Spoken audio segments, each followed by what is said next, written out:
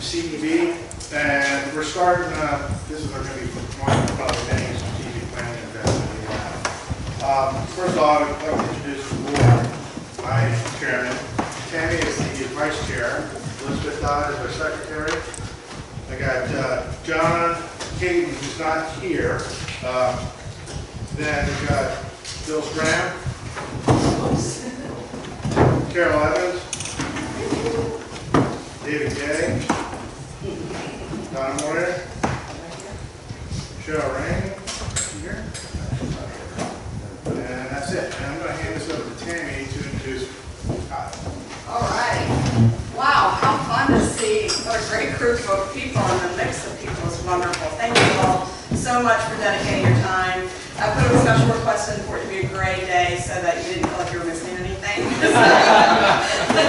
But we can be done with those now, right? We've had enough in a row.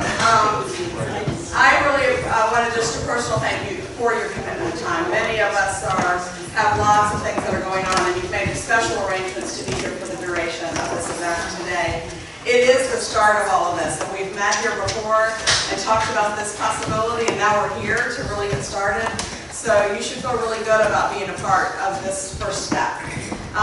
You are going to love Kyle. I had the pleasure of him staying with us last evening, but Kyle's dynamic, and he comes to us from Virginia Main Street. So he's come down from Richmond to give up his time, gave up some family time last night to join us as well. So he's going to lead us through what he does for a living. So I say we put our trust in his hands. He's done us a lot of places all over Virginia, and we get started. She set the bar really high. You guys are going to love me. I'll take somewhere in that realm. Thank you all for coming out. This truly is awesome to see the turnout and interest in downtown. I've really witnessed Cape Charles make a huge change in the last 5 years. The market has seen you guys, and it's time to respond to it. And you know that. That's what motivated you to be here. So thank you for participating. I'm Kyle Meyer. I work for the Virginia Department of Housing and Community Development. I'm in their Office of Community Revitalization. And we've got a lot of programs that all work together to boost the market, help create jobs, create businesses, and so forth. But one of our flagship programs within that office is Virginia Main Street. And I'll get into what that means, what that's about. Who knows about Main Street methodology and the National Main Street Center? I'll give us a show of hands. Okay, it's about half. So we have Virginia Main Street, which is about planning, capacity building, education, community engagement, getting people involved in a traditional historic commercial district, the center of the community. But we've got some other, I just want to highlight a few other programs that help support that. We've got another program called Building Entrepreneurial Economies. It is a grant program. The end product really is businesses and jobs. So it can help to fuel business competition programs, business planning competition programs where a grant is given at the end. It's a great way to infuse and fill vacancies very quickly. It might be a business startup course for an underserved area. It can be it can fund a co-working space or some sort of innovation lab to help be that startup for new entrepreneurs. So that's a really dynamic program. We also have the Industrial Revitalization Fund, and that helps to fund the construction and rehabilitation of large underutilized commercial buildings. We also have the VITA program, which is an individual savings account, which helps people to individually save for money, starting up a business, for education, or buying a home. So you can see how we're trying to hit it from a number of different angles with that. We also have the enterprise program. That's really sort of large business, big business type of incentive. So it doesn't quite get to the level of working within the community and engaging the residents and all their stakeholders. But that's a snapshot. So you know who I am. I have a master's in urban regional planning. I worked in the Department of Housing Historic Resources prior to coming to housing and community development. So my background is really in historic preservation and revitalization. So it's really perfect to slide into where I am now. I've been doing this for over 10 years. And really enjoy it. There's something about community revitalization that goes beyond having a job. And I get emotionally involved with this. There's a lot of heartstrings that are attached to Main Street. So if you really want to dive in deep, get involved with this organization and continue to contribute because it affects your quality of life, your house, your home, your family, and the greater community. So let me go over the agenda real quick about what we're going to do here, and then we'll do a quick round of introductions. So the first thing we're going to do is I want to teach you about, so we've got about half of you that know Main Street. I will do a quick 101 about what Main Street is. Then we'll get into the refresh. The National Main Street Center studied this methodology, recently evaluated it, and made some improvements which are extraordinary. It's amazing the kinds of changes that just by tweaking something that works well and making it even better, that's even more powerful. So we'll talk about that too, because it's going to be integral to the strategic planning that we're doing today. Then we're going to look at this recent survey that was completed and some of the information that came out of it. So congratulations to the board for doing that, collecting that information, and getting it to me on time so I can interject it here and feed it to you all so you can use that information. So we'll also look at that. So that'll be that market awareness, and then we'll talk about some community visioning things. And then at the very end, after we do that, that's when we get into the exercise. So it's going to be about an hour and a half of listening and asking questions with me. Then we'll get into the facilitation. So it's about 50% education, 50% you all participating and putting in your ideas into getting this organization started. So this information is going to help inform the strategic plan for the board and a budding Main Street nonprofit organization, which will be take all this information and create the activities that are going to help foster the kinds of community that you want that comes out of this vision. That's the deal, but let me hear a little bit about who's sitting at the table. So really just a name and what your role is in this. And even if you don't have a role, what is your role, in the organization and the board? What do you do in town? Are you a business owner? Are you a property owner? Or do you own a lodging establishment here? Who knows? But just want to know a little bit about your name and then who you are. Your attachment to this community. What's your stake? Where do you want to start? Andy, I'll start off. Andy Buckles, chairman of the board for this, and also town council. Been here since 2005. Karen, and I'm with Eastern Shore Community Tourism Commission. Face. I have a face with a name now. Great. Good to see you. Tammy Holloway, obviously on the board. I think the hat that I wear the most in this group is the president of the Business Association. But obviously we own a B&B in town. Tiffany Moore, I'm the director of the Wilshire Park. Bill Burkett, I live down the street. I walked here, which is something I like about HR. Yeah. And so I'm active with Central Park and Wetlands Board. And here in 2012. Wonderful. And a full-time resident moved here in 2005. Larry Gary, town planner. Excuse me, John Moyer. I'm a relatively new resident. I've only been here 2 years this weekend, actually. And I've gotten involved with a couple of organizations in town. Kathy Lawson, I am the newest member of the Melissa House. Only been up since November, but I have had some people for close to 15 years. George Croto over there, Kate Charles, been here since 2005. John Galt, John Manager, I'm more than about a year ago, lived here in town, and I really love the place and hear how things go in the future. Mike Scoop, Cape Charles Planning Commission. First family town council, been here since 1987, and have a B&B for 29 years. Martina Coker, I live south of town, we own a rental home. I'm involved in ongoing, ever-changing series of activities and volunteering. Molly Pickering, we bought our house in 2000, and I've been a member of various different organizations. Andrew Fulmer, I own 2 retail stores on the Yeah. I've had a house here 13 years and been here full time before. Good to see you.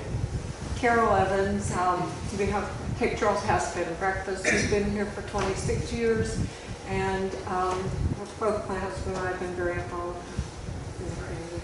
Sid is Commissioner on Tourism right now. Hey, it's good to see you. Stacy Martin, Tourism Development Specialist for Coastal Virginia with Virginia Tourism Corporation, Virginia is for Lovers. Stacy and I work together at state level, so our regions cross. Great to see BTC here. Hello, I'm Anna Lee. My husband and I live here full time, and I'm a member of the Business Association Board. And then my husband and I also run Cape Charles Boat Tour Company. Hi, I'm LD. My husband and I are relatively new full-timers in town, and we are anxious to be active in the community and see it come to its full potential. Right place. Elizabeth Russell. I'm the Executive Director for the Northampton County Chamber of Commerce. I serve as the Secretary of the Community Enhancement Board. Let's get these folks over here to the side. David Gay, I'm on the Community Enhancement Board, also on the Historic District Review Board. Bought our house in 2002 and retired here with my wife about 4 years ago. Sean Coles, Realtor with Bay Creek Realty, been here since 2005. Love Cape Charles and love all the prosperity and everything that's happening. Yeah. Hello, a NABCOP visitor. Secret. I'm on the town council in Onancock. I absolutely adore Cape Charles, and Onancock is quite a few steps behind Cape Charles, but hoping to learn from this process. And we just want to say thank you so much for letting us come to the reception and learn from this great town. So thank you. I'm Barbara Johnson from Onancock. You're from the same person. I'm Melinda Blanchard. I live in Eastville. Moved here 2 years ago. Fell in love with Cape Charles, and I have a rental property here. And I got involved in the theater here too. So it's an amazing town. Yes. I'm Susan Russ. I've been here a little over a year, and I agree. It's an amazing town. I pretty much have worked with the wildlife refuge in the state park. Charlene Dix. I live on Tazewell, and we've been here for about 7 years now in town proper. Born here, well, raised here, almost born. Grew up in Sheridan, so lived here a long time, and I own a business on East Avenue. Spencer Murray, Chairman of the Board of Supervisors in Northampton County. I've been here off and on since '86, and I'd like to know if this building has a bathroom. Very good thing to point out. Yeah, right around the corner.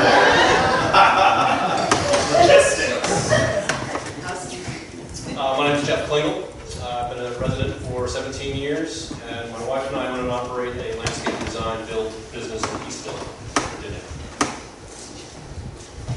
Suzanne Gollivard. I have a business of paralegals on Mason Avenue, and we will be building a house on Madison. So I'm a resident. We currently live in Eastville. We bought a place there 17 years ago. We're full-time residents for 11 and a half years. Diving right in. My name is Hannah Denny, and I'm also here by proxy for my mother, who's Kimberly Denny. And she is the Cape Charles Historical Director, and she runs the Cape Charles Farmers Market. And I work with Weaver and Food Garden. And they've been here for 2 years, so I'm here. It's Lynn Washka. My husband and I lived Cape Charles 3 years ago and retired and moved here for a year. I've watched also retired from Delaware, and I'm active on the Cape Charles Lions Club. Lions Club, all right. Specific organization. I'm Joe McCalley, I'm Town Council, I'm on the Planning Commission, and I'm on a couple of nonprofits here in town, and I live here now since 2001. Profit expertise, I like it. I'm Hank Mayer. I'm Hank Mayer. Right. My dad is Hank Meyer. yeah. Yeah.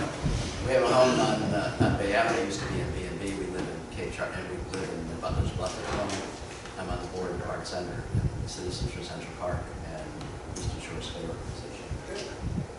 I'm Doris LaJoy, and I'm one of those people on the call to come here. I just moved here in April, and I'm involved with the new roof department right now.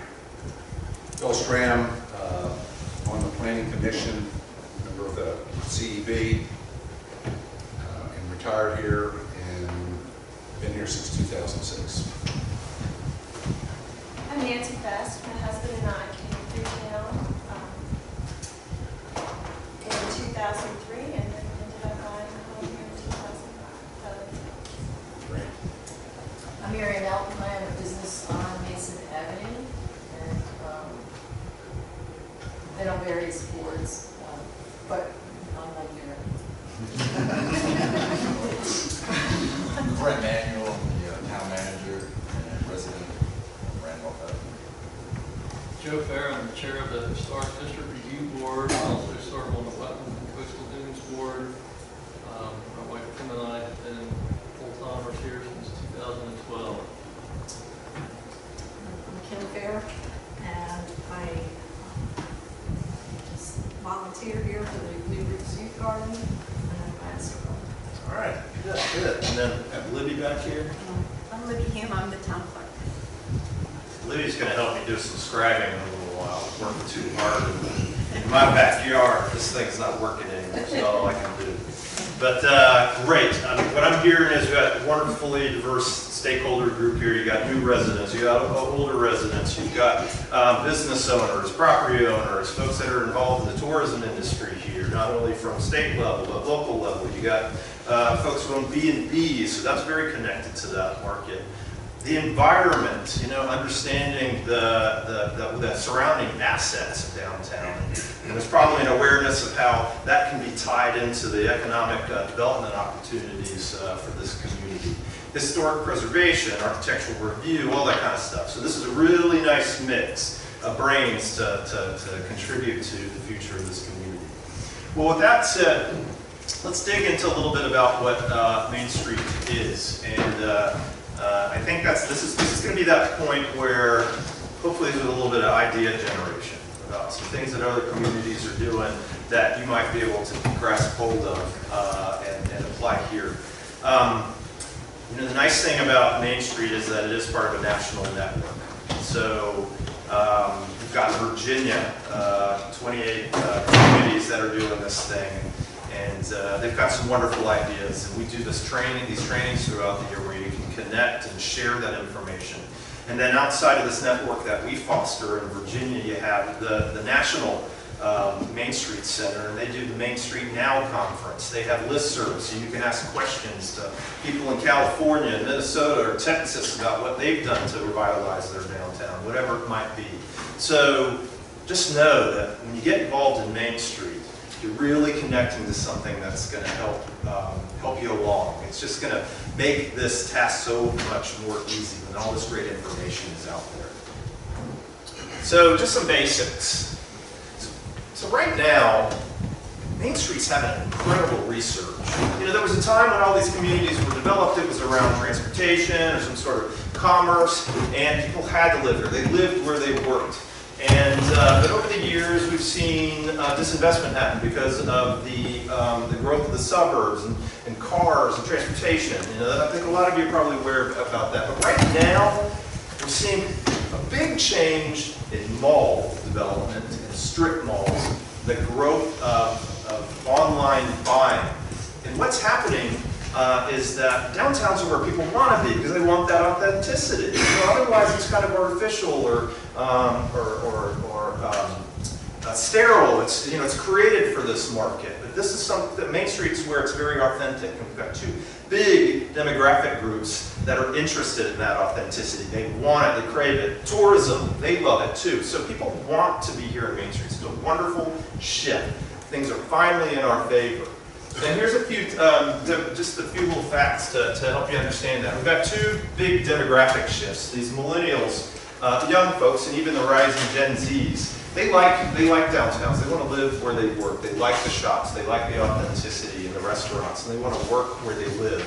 And it's very similar, thankfully, that this large group of baby boomers that are retiring or already retired want very similar things. They want to age in place. They want to be able to walk out their front door and go to the amenities that they need. And I think a lot of people recognize that longevity is based on autonomy. That's just one of those things. The more autonomous you be, probably the longer life that you're going to live. So Main Street communities like this, these traditional towns, they offer that kind of lifestyle. So right now that's huge.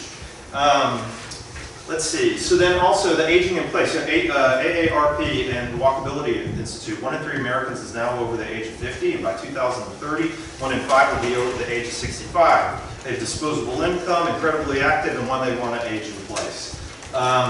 Another thing, corporate businesses are moving downtown. Now this might be a little bit different from a smaller town like yours, but we're seeing a lot of large corporations that are moving their operations into the city centers because that's where the workforce wants to be.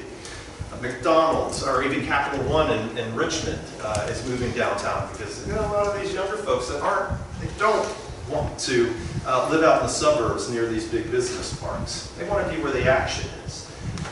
Driver's licenses are steadily declining because people are doing this and that shift is happening. They're relying more on walking or bicycles to get around. And then, let's see, what else? I could read over all these facts I have here. I don't want to bore you with it. So the number of people with driver's licenses has declined since 1983 for 16 to 44 age group. So that fits right in there, and that's through the League of American Bicyclists. Another really cool thing is the last thing about, this is from an Urban Land Institute real estate trends report that they do every year, that prospects for commercial multifamily is growing. Especially for age-restricted housing and multifamily and affordable workforce apartments. So that helps to support that idea here too. And then investment prospects, they say are very high for urban and high street, which is the Main Street retail. So things are looking good. That's just showing you a little bit of a snapshot. When it comes to Main Street, keep your eye on the market. Look to see what's going on out there. See what kinds of developments are happening. Because that's what you need to be tuned into. That's what's going to help bring commerce, real commerce, strengthen the community, and so forth. A little slow on the trigger here. Do I need to point this way? There we go. So, the National Main Street Center created a methodology for revitalizing downtown when things were really bad for communities like this in the 70s, especially. So through a series of pilot projects, they created this Main Street methodology. It's a grassroots base, so it's about the community engaging in revitalizing and activating downtown. Recently they went through a rebranding and this refresh where they studied the effectiveness of the methodology. And they just realized that there's things that they could do better. One of the things is that they really wanted to brand this network and help to bolster it more. So they gave it a name, Main Street America. So you'll see that on a lot of publications. This is a recent publication that they did that's available for free online. This talks all about the methodology. It's very user-friendly, so you don't have to be a planning or a planning professional to understand these things. This information is for stakeholders, for the community to understand. So they've got a lot of free things out there about community engagement, about how to understand the market. So there's lots of resources that are available to you. I believe the board is a member, so if you're looking for information and want to gain access to some things, which they do have member-level services that are online. If you're interested in seeing some other things that you can't get access to, they can certainly help you out with that. So that's the national network. We've got the state coordinating program, which is what is Virginia Main Street. We've got 28 communities. And what we do is we help to coordinate all the communities, get them information, provide technical assistance and incentives so they can implement this. We sort of control the standards. We help them to reach that standard that Main Street America brand is expected. So we help to do the certification every year, what they call accreditation. So these 28 communities are doing Main Street to get that accreditation, being involved. They are taking it to the pinnacle, to the top. But we've also got well, I don't have that on the slide, but we've also got what we call affiliate communities, which is what you are right now. The affiliate communities come to our trainings, the technical assistance, like what I'm doing. I don't often get to work with affiliates in a facilitation like this because all my time is going to the designated communities. But you guys are doing so well, and I see such traction, the traction that you're getting, that I really wanted to put some time into helping you guys keep that going and build that momentum. So affiliates don't get the level of services that our designated communities do. But this is a way to hook into these kinds of resources, to test the waters, to experience Main Street as a startup Main Street organization or community. So we're all the way far southwest is Bristol, north is Winchester, and Gloucester is the furthest east right now, so definitely I would love to see the Eastern Shore get more involved. The smallest community is St. Paul at 1,000, and they're a great community to look at. They might not have a beach, but they've got the mountains and a lot of ecotourism that surrounds that little town that they have incorporated into their downtown development strategy. It's extraordinary to see what a small community can do. And then the largest is Lynchburg at 75,000. That's our cap. So we're really working with everything below 75,000. So we don't have Charlottesville or Roanoke or Richmond that are involved in the program. It's traditional Main Street communities. We're talking about walkable, historic commercial centers, short setbacks from the sidewalks. It's designed around the pedestrian, storefronts with independent businesses. So this is just Winchester has their pedestrian mall. You don't see that very often. Probably one of the few successful ones, Charlottesville being another one. You don't see that very much across the U.S. But it's a traditional street grid. So through the Main Street approach, and usually when I teach this, I talk about commercial development. So when malls are developed, these are the 4 points that they're using too when these lifestyle malls like in Hampton that are built. They're there to mimic Main Street. They want kind of the same thing. But when they do this kind of commercial development, they're looking after the same 4 things. Space, making sure that the area looks, the commercial area is attractive, that's interesting to the customer, authentic experience. The markets, they know who they're marketing to, they know who they want to attract. They have an image that appeals to those people and represents the kind of environment, shopping environment that they have. You've got the business side of things, like what is the mix of businesses? Where are they placed? What's the leasing plan for downtown? Do we have, because if you cluster similar businesses together, that bolsters business and profits for those businesses. So does competition. Competition's really good with restaurants. So, where do you place them within a district? Or how can you incentivize businesses to come into a certain area? And then partners.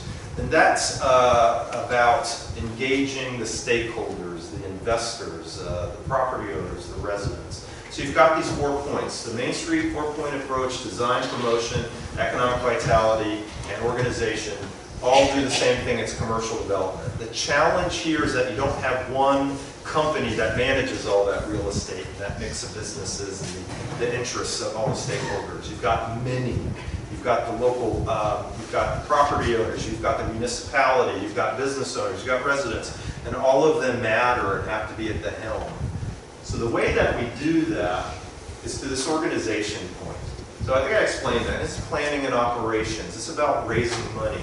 It's about engaging volunteers in downtown. So this is the community engagement point. And the way it's usually set up when it comes to Main Street is that you have a 501c3 nonprofit organization that partners with the private and the public sector. Because they're going to help bridge that gap. They're filling a need here. The public sector, the private sector, they're looking out for their needs for the most part. Their business, their real estate. They want to make sure that they're revenue positive. The local government has its limits in what they're doing. And so the nonprofit organization fills that gaps and brings everybody together around the cause. And there's benefits to that 501c3 that they can take in donations. They also can, that organization can apply for grants. For instance, Virginia Main Street, for our designated communities, have 2 grants that are available. A downtown investment grant, which is pretty broad, as long as you've got a project that supports your strategy and your work plan. that probably could be funded through that grant program. We also have a financial feasibility grant to figure out, what's the market potential of this underutilized large commercial building. And then there's those tax deductions, so it makes the donation element possible.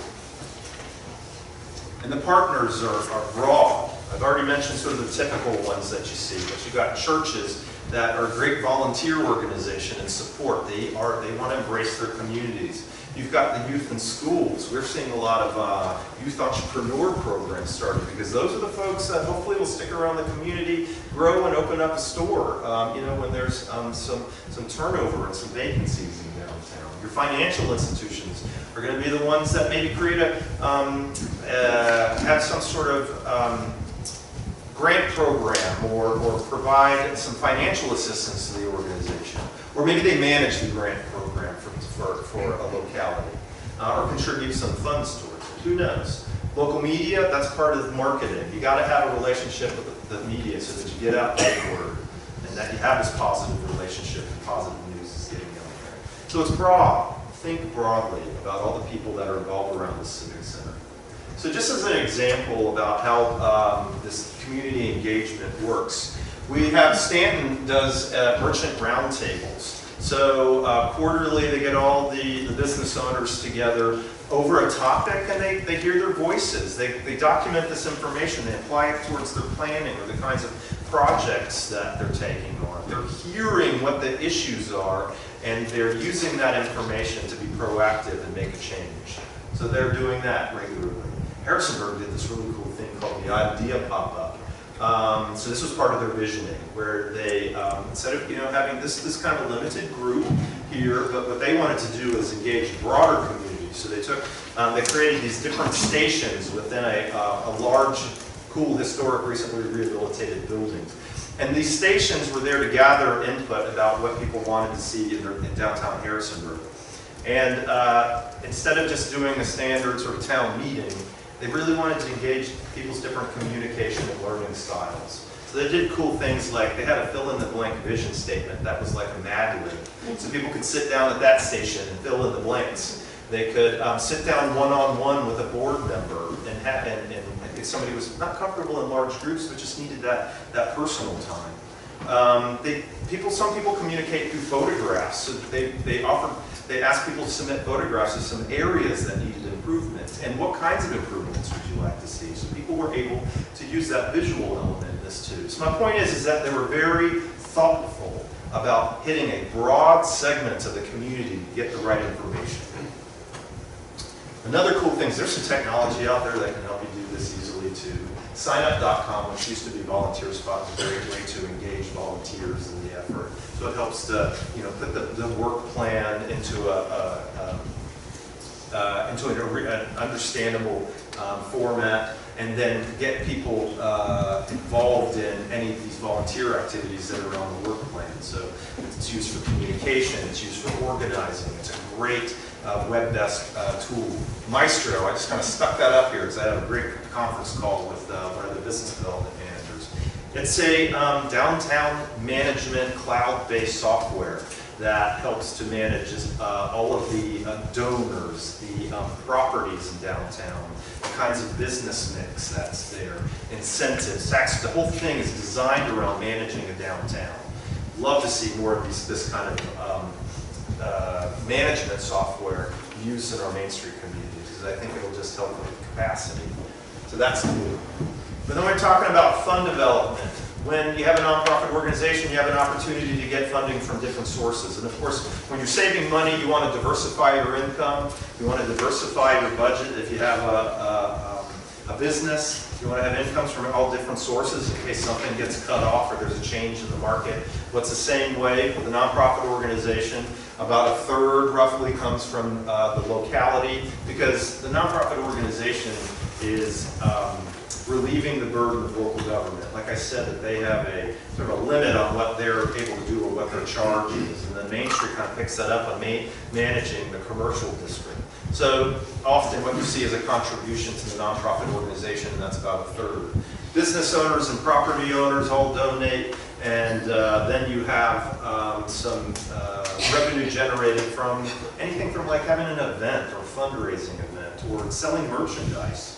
I'm seeing, you know, that the private sector has taken on this merchandising of Cape Charles brand. We often see that in some of our Main Street organizations take on that charge, create that brand, create some merchandise, t-shirts, hats, keychains, whatever it might be. Or even a beer, put Cape Charles' name on it.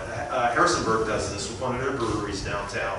Some sort of downtown ale, and 5% of the revenue from the sale of that product goes towards the mission of the organization. So something to think about when we brew. Yeah, yeah. Well, still, you know, have some sort of downtown ale or something like that. Something cool.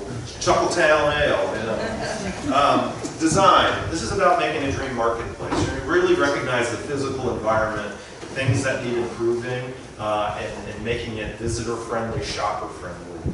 That includes historic preservations and architectural assistance, looking at those public spaces, design review and regulation. I think it's great that you have design review in downtown or in the community. I know a lot of people find that to be red tape, where I want to do whatever I want to with my house, but ultimately you're going to see that help to control the quality of the community and the look. It's an incentive. It's going to help the property be of value. So that kind of design attention is good.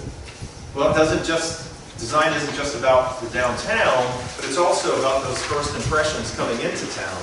So often what you see are a really effective wayfinding system that encompasses the branding of the community. It includes anything from that first touch of a visitor at a gateway, with an attractive gateway, all the way through to that town center and having signage that helps them get where they want. Not everybody can be on the phone or should be on the phone when they're driving. So those visual cues help them more easily get to where they want to go. It's also a cue that there's something ahead, and this is what it is, and you'll want to check it out. So it increases the opportunity of visitorship. I mean, somebody may not even be planning to come into Cape Charles and going up the highway, and they see an attractive sign like that, let's go check it out, and they end up spending money. Without that kind of greeting, that first impression, you wouldn't have that. And then it even goes into the district. If you have a large district, look in Winchester, they have a kiosk in downtown that has a map of downtown and says what businesses are there. And think about like some of these larger malls. They have a wayfinding system within their mall. And it can work the same way. Steal a little from them just like they're stealing from us. You know, have some sort of kiosk in downtown that communicates these things. Here's a really cool project. Unfortunately, Culpeper lost a building to the earthquake in 2011, I think it was. It was damaged, had to be torn down. It sat like this for a while. Well, the Main Street organization realized we've got to take care of this. This is a liability for downtown. It looks like let's figure out a way. So they applied for a downtown investment grant, which wasn't a lot of money, but through that money and through donations and volunteer work, they were able to turn it into that. People do yoga in there now. There's lots of restaurants in downtown, and so they take their food and sit down at one of the tables. So it's really become more of an asset downtown now than a liability because they took action. Yes? Now who owns that lot? So the property owner owns it and they've leased it to Culpeper Renaissance Inc. Okay. So I think, you know, I don't know how long that is. I mean, ultimately what they want to see there is infill. They want to see something built back. So this really is a temporary measure. And you can tell by the kinds of materials. It looks a lot better, but it's temporary. This is really cool what Ashland does, that they've got a transportation history. So they buy all these old bicycles, spray paint a really bright color, put baskets, and it's their bicycle gardens. That they have these positioned all around downtown. They're also doing, because of their rail history, they're creating an outdoor museum that they'll have exhibits and a walking tour that'll happen throughout downtown so that a visitor can take in the story of their community. And then this is cool, the Winchester Splash Pad. This helps to really activate downtown throughout the year. Certainly during the summer, it's a fun way for the families to come in and enjoy their commercial commercial district, but even during the winter, they light this thing up, or during certain holidays, it's lit for those colors, green and red, around Christmas, red during Valentine's Day, etc. So it becomes an art installation all at the same time. We're starting to see this kind of thing happen more and more. They built public bathrooms. When you have a lot of visitors, those public bathrooms are super important. That's about that comfort level. A customer is going to stick around if they're comfortable. So bathrooms help to facilitate that. And then I thought this was really cool because Harrisonburg has been doing so well in filling their vacancies. They kind of ran out of space, and this local merchant wanted to be in downtown but didn't have any real estate for it. So she took an old Airstream, and there you go. They put it in vacant. And unfortunately, this lot is where a historic theater used to be. It was there when I was at JMU, but it's just parking there. But they, you know, put something in there that's really authentic and gives us some character to downtown. And these guys, you know, there's lots of national organizations that complement Main Street, National Main Street Center. This is one of them. Projects for Public Spaces. They have their power of 10. This is how you create place, a sense of place, this authenticity that people remember. They call it the power of 10. And it can be at the regional level, a destination, or within, you know, a park. Then you have that, you hit that critical mass of authenticity, whether that's a sculpture, or flags, or an activity in downtown. They're making it very memorable, and you create 10 of those spaces, you hit that critical mass of creating a place. So this happens, like I said, at a large level, or a regional level, and it happens at a downtown level or a park level too. But they've got lots of resources on their website about that. Hey, you guys, you know, you have the love sign. That's one of those elements that creates space. That's one of those 10 points in your community. And there might be more. I'm just naming one. Economic vitality is a little bit hard to understand sometimes because people see economic development and it's kind of one of those, I'm a little uncomfortable, I don't understand economic development. Because most of the time, I believe that we think of traditional economic development, which is about bringing in those large industries and jobs to the area. But when you're helping to bolster a downtown's local economy, that's economic development. It's community economic development. It's a little bit different, the fact that you're engaging the public in the effort, but it's community economic development. It's bringing commerce to an area. It's improving the quality of life. And the way you do that is by understanding the market. So always having a pulse on what's happening in the market, whether that's through a survey that happened with a customer survey or a public meeting, or a chalkboard out in the mall where people say, hey, what do you want Cape Charles to be, or what do you love most about Cape Charles? Even that's a way of getting input about what the market wants to see or loves about your community. So there's lots of ways to do that. Entrepreneurs, embrace them. They're filling their vacancies. They're giving your visitors and locals a place to shop. They're about that authenticity in the community. So how does your community embrace them? Does the community make it easy for someone to start up a business? And once the business is started up and in place, are the taxes affordable and reasonable for them? That's all about this entrepreneurial ecosystem. Do you have one here that is conducive to starting and keeping a business open? So you got to pay attention to that. That's what economic vitality is about. And then also understanding metrics, the performance of your program. So once you have a Main Street organization going, how do you know if you're successful? And I guess that's really a question to you. How would you know if you're successful? Sales tax, food tax. You know, yeah, that's exactly right. Yeah, those numbers. Patronage in downtown, head counts, revenue in your local businesses, local taxes, and all that kind of stuff. If there's an uptick, that there's a good chance it's because of the Main Street program, because what the community is doing is helping to reinforce that. Certainly the markets are going to influence that, but when you have a program that's aware of the markets and helps to facilitate it, there's going to be a big change. So the economic vitality is about that. So market studies are good. So sometimes a big market study, an expensive one, is good to have so that you really see the nitty-gritty. But you can do a lot of this stuff through just a customer survey or doing research on census.gov. What I have here is crafted development plan. So take your map, take a map of downtown with the footprints of the buildings and map out what kinds of businesses do we have? Where are they? Where are some opportunities? Where do we need a park? Where do we need parking? Where could some waste finding be? Where does a bathroom need to be? Plot it out. Have those things down so that you have a development plan. Now, it's a plan. Does it mean it has to happen exactly like that? No, but it's a guide. It helps us making decisions a lot easier. One thing that Downtown Wytheville has done is that they have some great information on their website. Do business in downtown Wytheville. This is how you do it. This is how you start it up. This is the process for getting a business license. These are the taxes. This is the kind of market that you have. These are the incentives. So they've got, for development projects, all the incentives that are available within the district. This isn't something you see much in Main Streets. You see it more in like larger regions, this kind of business investment guide that lists information about demographics, about the market. What's our business mix? Where are we strongest? What's our product? This information makes it a lot easier for business to have confidence in locating in an area.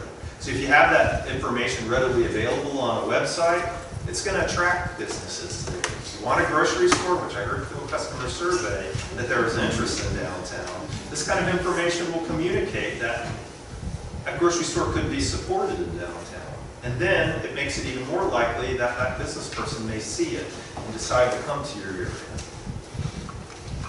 Cool things like Community Business Launch, I didn't mention this one. That's a program that we have in our department.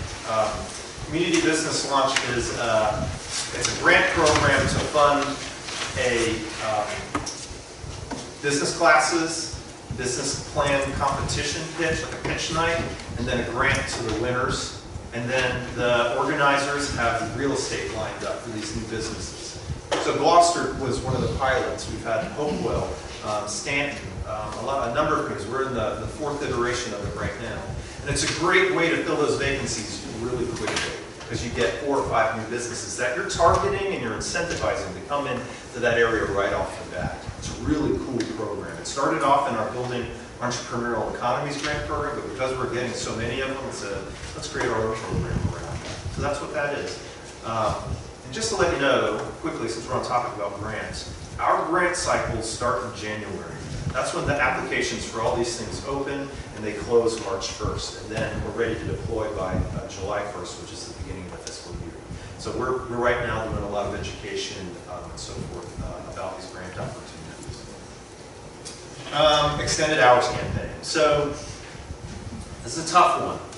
You know, you've got customers, but often business hours don't align with when the customers want to shop. Most spending nowadays happens after 5 or 6 o'clock. I think it's like 70% of it happens then. If your store's not open, they're going to go online and shop up elsewhere. But most people are working, so they're not available. Now you've got a little different situation with being a vacation destination. So your hours might align a little bit better during those summer months, but then during the rest of the year when you have mostly locals here, are the hours working? Well, there's ways to incentivize that, to work with the business owners. Believe me, you want to embrace the business owners, see what they want to do.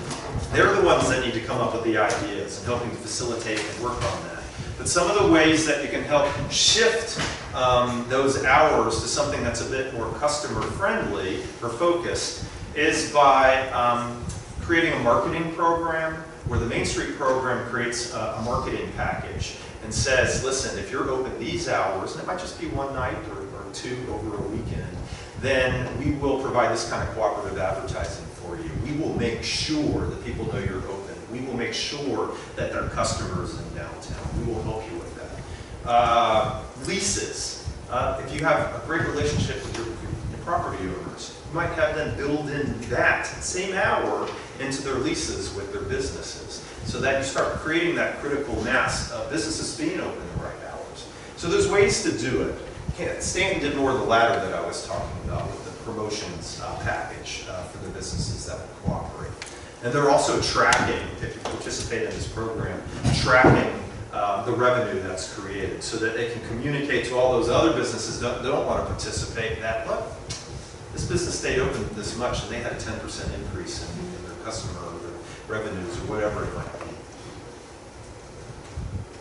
Promotions, market-oriented, of course, but that's about getting the word out to the customer that downtown's great, you want to come here and do some shopping. So having some sort of marketing plan, and events are a big part of this too, and image development. So you've got business promotions. That would be an event that specifically makes the cash registers ring. Special events are just about bringing people downtown so that they can see the image, what downtown's all about, those cultural assets and so forth. And then fundraising is specifically that. It's about having people open up their wallets and contribute to the organization. So, and that would be in partnership with this organization committee or whatever you want. So those are the three kinds of activities that promotions would embrace. So Culpeper has a pretty stable, modern, but quirky brand for their downtown. They've got, and this really just through pictures says what kinds of businesses they have in downtown. A hardware store, a bakery, great food. They've got a music store, music instruments. It says it right there. They're the world's one and only Culpeper. Then with St. Paul, they embrace their natural resources in the area. So they have an event that celebrates that. That really just brings people down. They create a real strong connection between the river and the downtown so that the stores are doing promotions at the same time. People are playing in the river or whatever they do. I mean, it's all about celebrating and bringing together the natural environment into their downtown. So that's their Clinch River Days.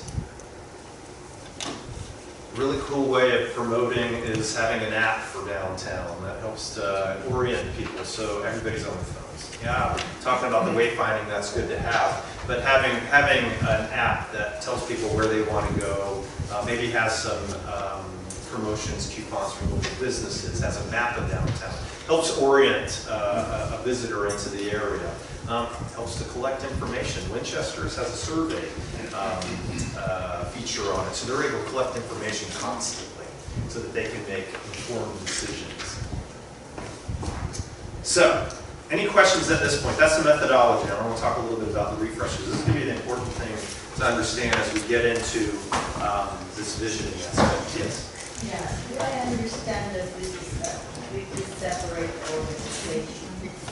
That sounds to me more like a marketing organization in terms of the concept. But what does the city council and the chamber of commerce do here? I'm new to this area, so. Okay, so I think what you're asking is, okay, one question is about what the organization does, and the other one's about how does the local government participate in the program. Okay, so at the core, Main Street is a historic preservation program. It started out of the National Trust for Historic Preservation. And so at the core, it's about making sure that these historic buildings are utilized and cared for and are filled with commerce, activity, people living there. So really, that's what this is about. In fact, that's one of those points that gets you your 501c3 designation. That's what qualifies for a 501c3 nonprofit. That, so preservation, and you're relieving the burden of local government, and you're educating people. So, educating people, tourists, residents, so forth. And then local government, they participate at this level. They participate in contributing money to the organization. So they're constantly part of the dialogue in supporting the organization. Because ultimately, a Main Street organization can make a local government's job easier. Because, well, one, it helps to keep positive information and relationships going with the community because you have that point of engagement. But they're also seeing commerce grow, so that makes businesses happier, that makes property owners happier.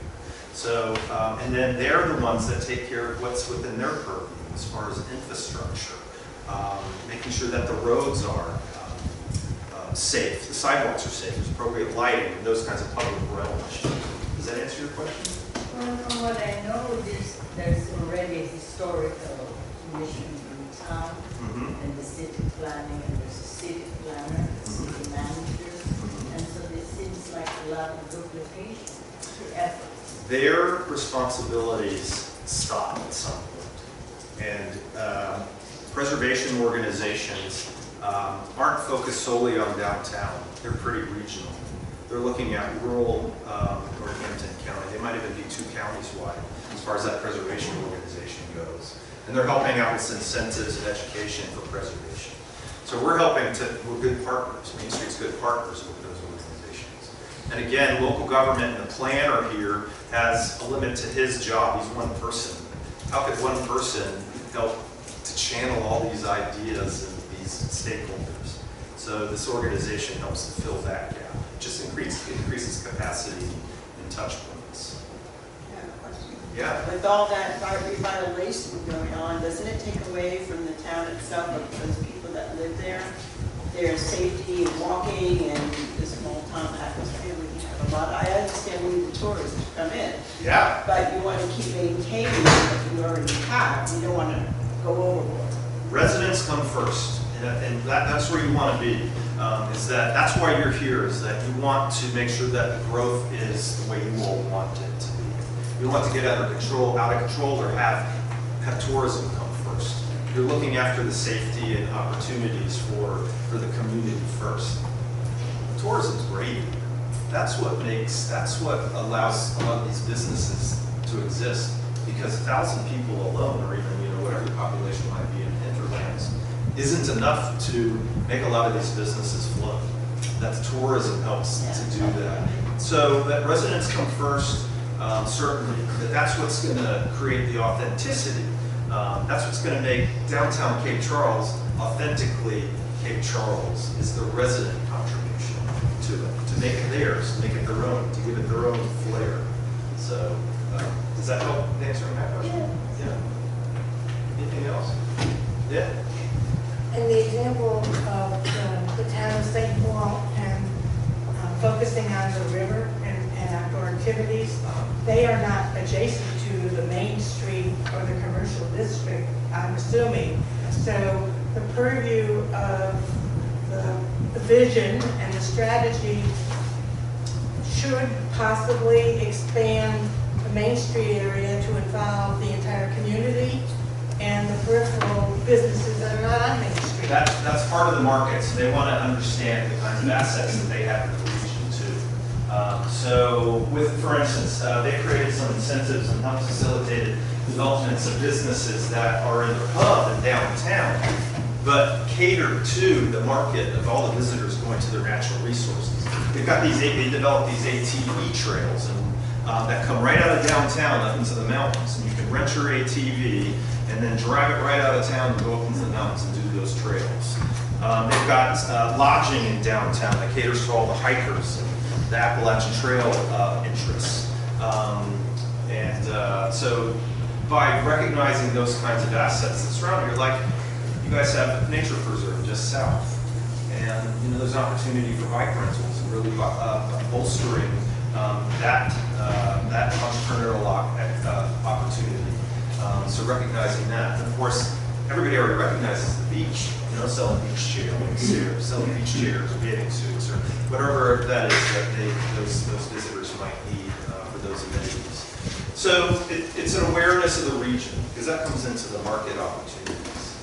I get that, but I guess I'm concerned that it first is the awareness of the town and then out to the region, because we have a business street and then we have businesses that are off the Main Street and are away from the Main Street. And I just want to make sure that we are engaging and addressing all of the businesses to help the Main Street grow. Absolutely.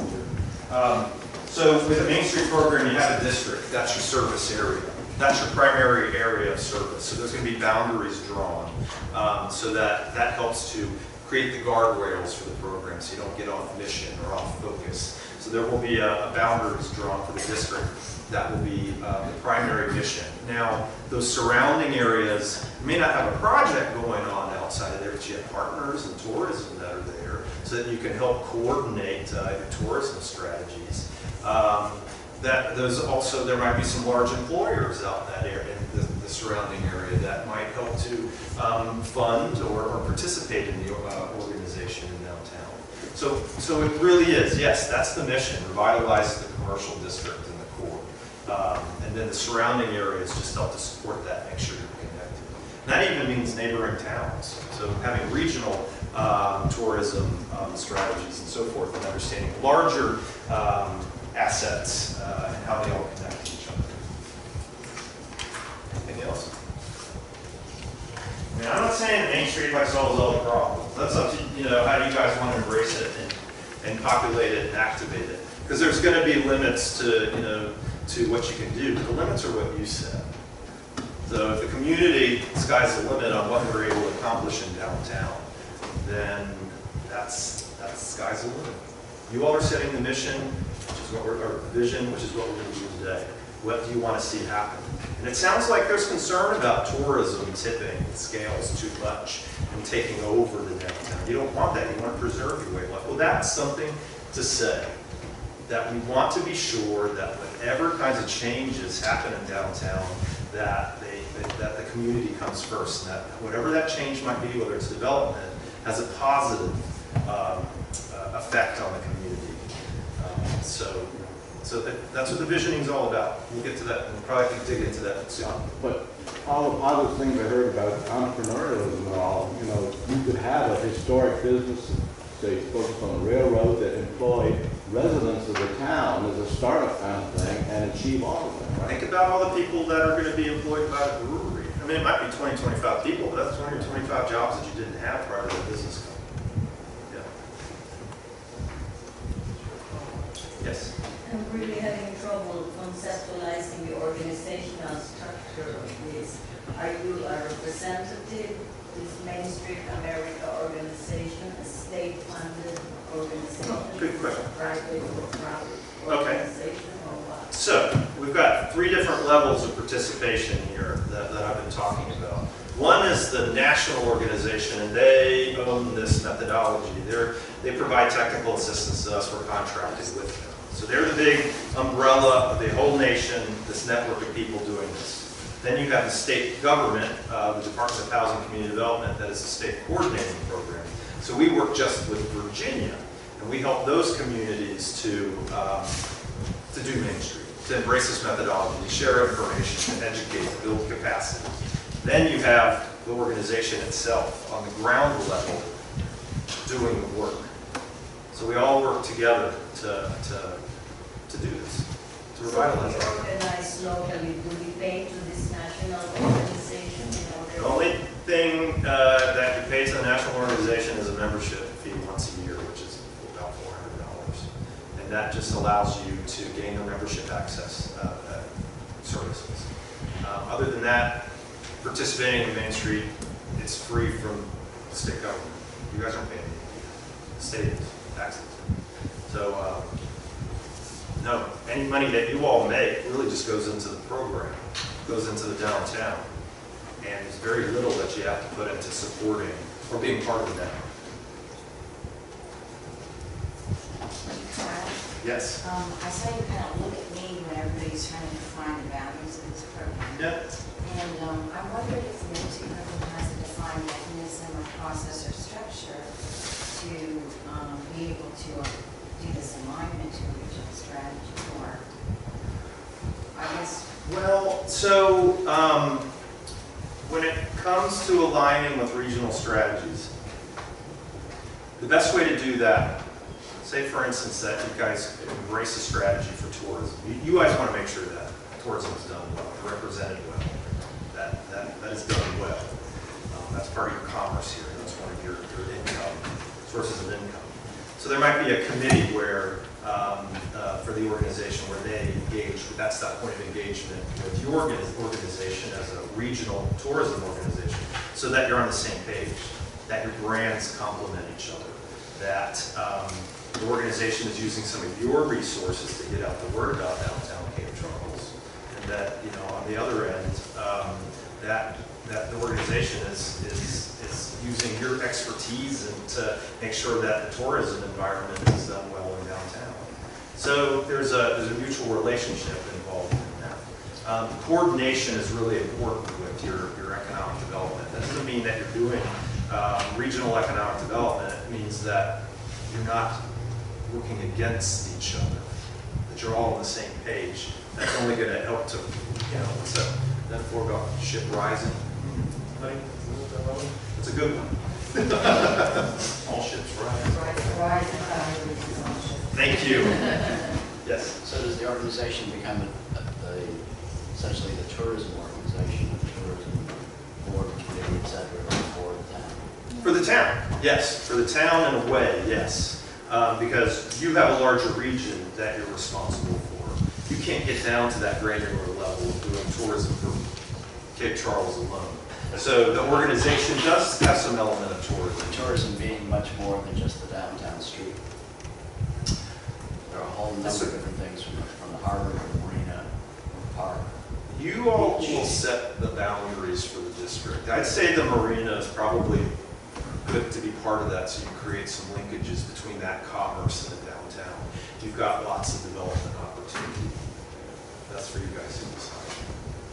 But they do, there's overlap. I mean, this is, the Main Street's the one that helps bring all these partners together so that there is cooperation. But you don't want to take on everything. So today when we do a brainstorm about some activities that this Main Street organization could do, that the board could do, it doesn't mean that they're going to be responsible for every single one of those. These might be ideas for tourism to take on. This is about them thinking about how can we engage our partners. We have a really good idea. We're going to be doing this. But if Historic Preservation wants to participate and do some workshops on downtown rehab, buildings in the community and so forth, then we've got a great partnership right there to provide some education.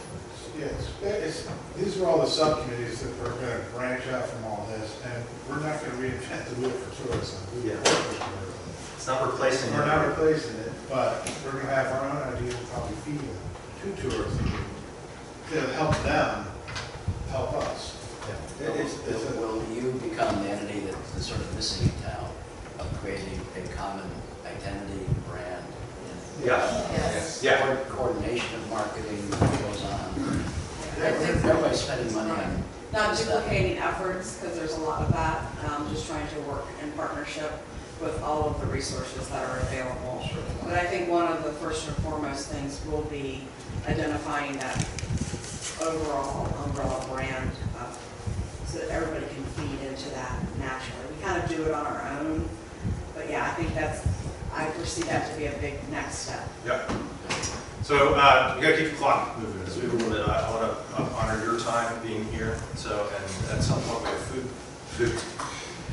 Oh boy. But we'll hit a point very soon where we're going to be breaking out, where you get food and you come back and do some talking and work on a workshop. Okay, so I'm not going to talk a long time about this, but the National Main Street Center will refresh, and that's what we're going to be looking at. So the improvements I'm about to talk about apply directly to the visioning they're about to do.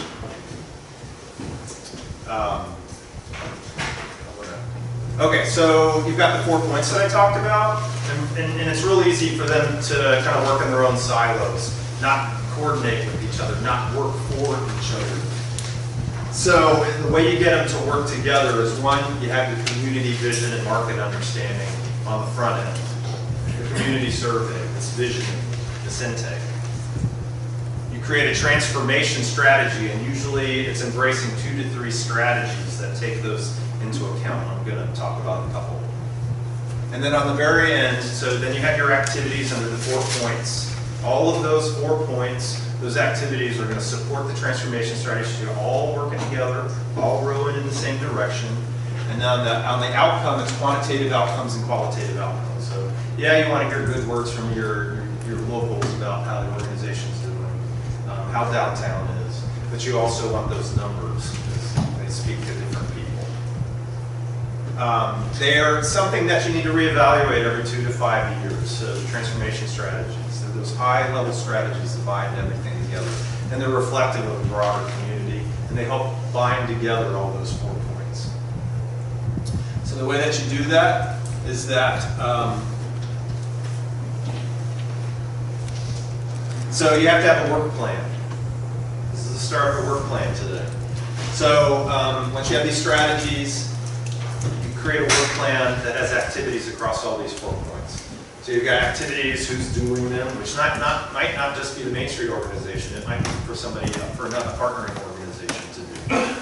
It has a budget. There's going to be a cost associated with it. That's going to help inform the budget of the organization itself. timeline, when do things happen, and then metrics. How do we know if we're being successful? Some examples of these transformation strategies, and they come in two categories. One is customer base. So if you know who your customer is, that might help inform the kind of strategy you take on. It could be downtown workers and residents. Residents sounds like a real interest to this group here. You want to take on a customer-based strategy with residents. If you have a college in town, you might want to embrace your college students. Tourists, that's another big one. So that's probably one to consider, for instance, you are such a visitor-based economy here. Military installations, family-friendly. Now that could be a subcategory, or it might just be a total one. If you're trying you've got a lot of families in the area that live here, you probably want to think about what are their needs. Do you have a... Yeah, well, you have a Coast Guard here, so they might take into account that population of people. Millennials, do you have a lot of young folks that are here?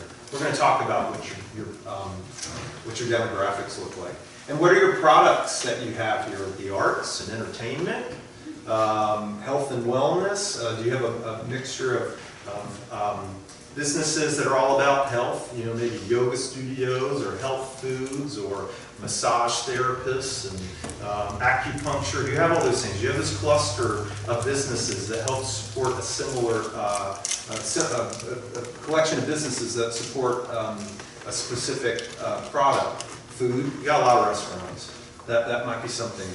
Convenience is really important when it comes to residents. Think about what they need.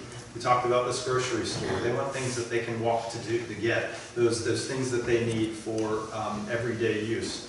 Laundry, banking, a market.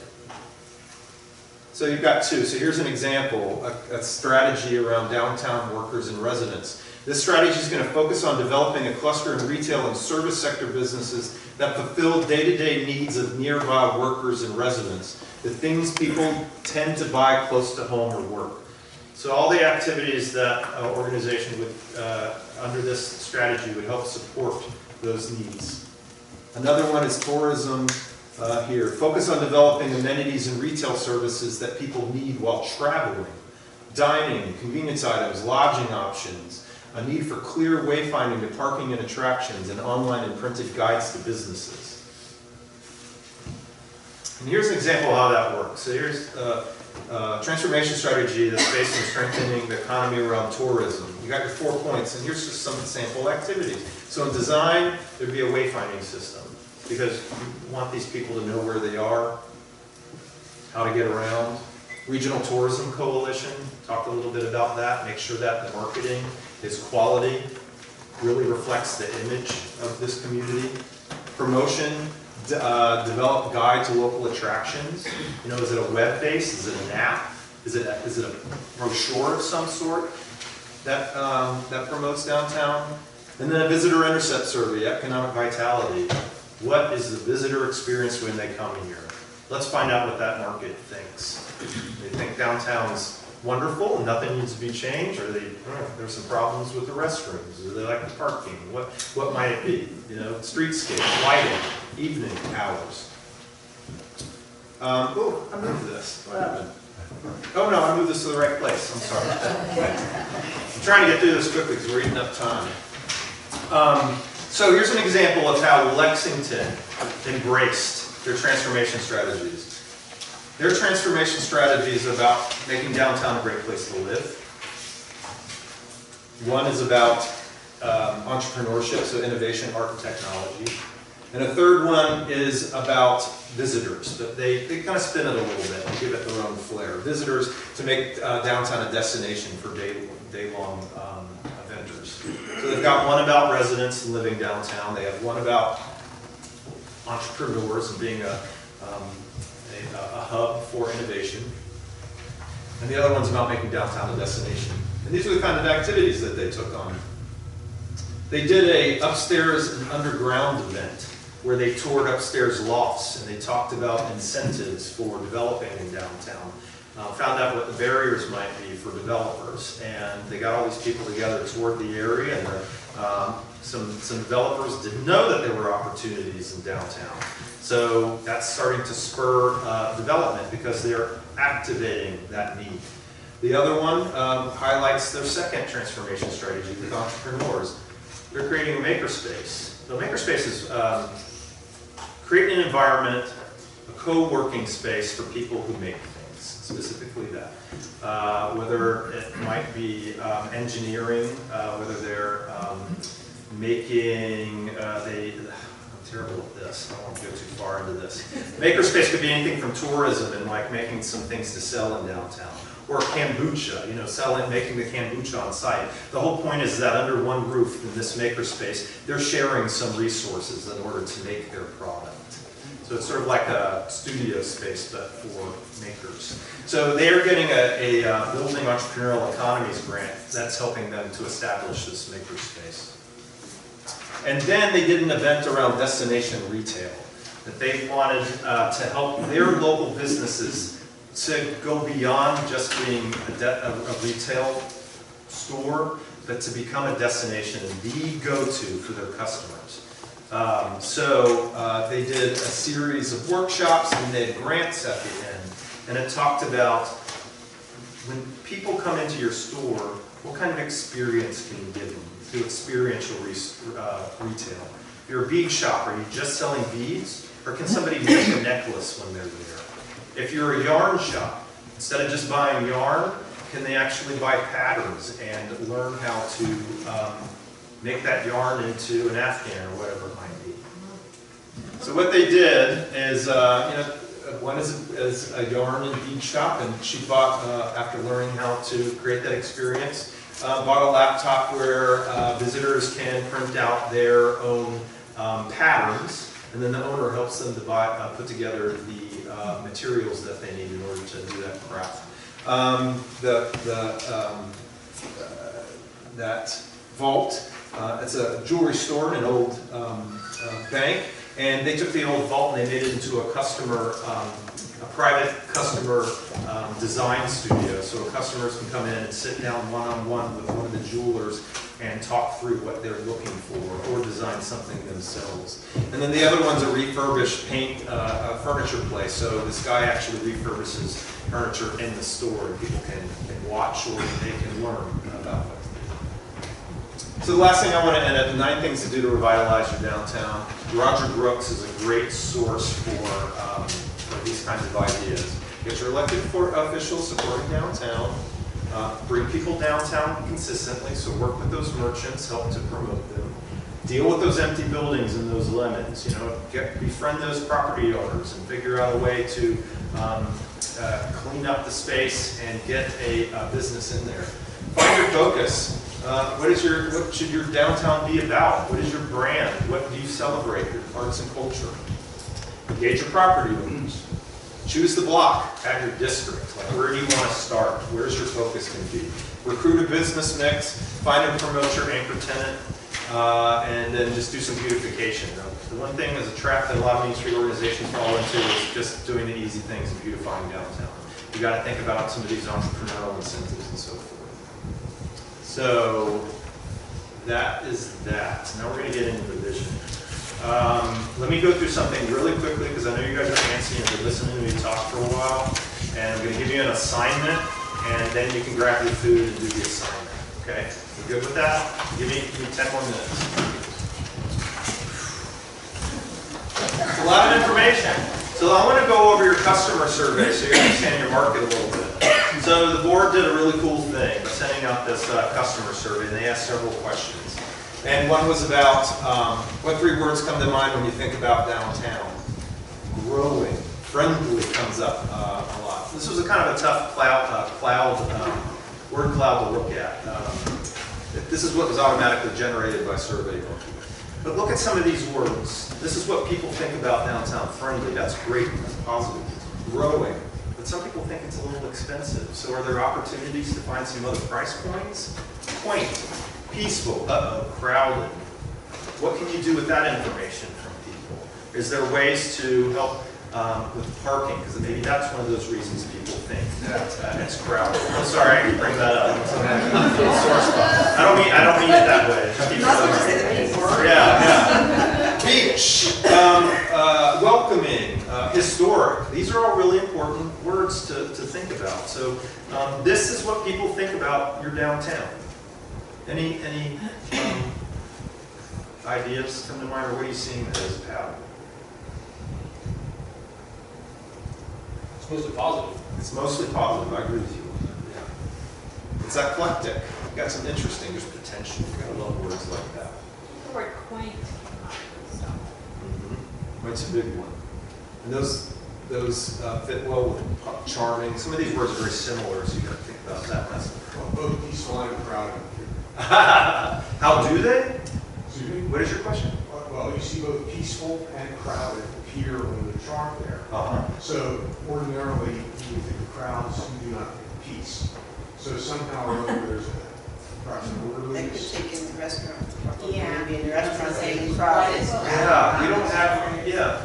This gives a nice snapshot of what's going on. Some things maybe need to be investigated a little bit more, but this is a great start. Well, I think in part, we have such a short, real tourist season, that if you have a negative experience during June, July, and August, or you feel like you're crowded, or it's, you're local and everyone's a tourist, that's probably where that comes in. Yeah. However, there's another 9 months of the year that are definitely not crowded. So it's, as a business owner, you need those 3 months to get you through the rest of the year. Yeah. And because as much as we love our locals, there's not enough of them to sustain a business 12 months out. That's exactly right. Yeah, good point.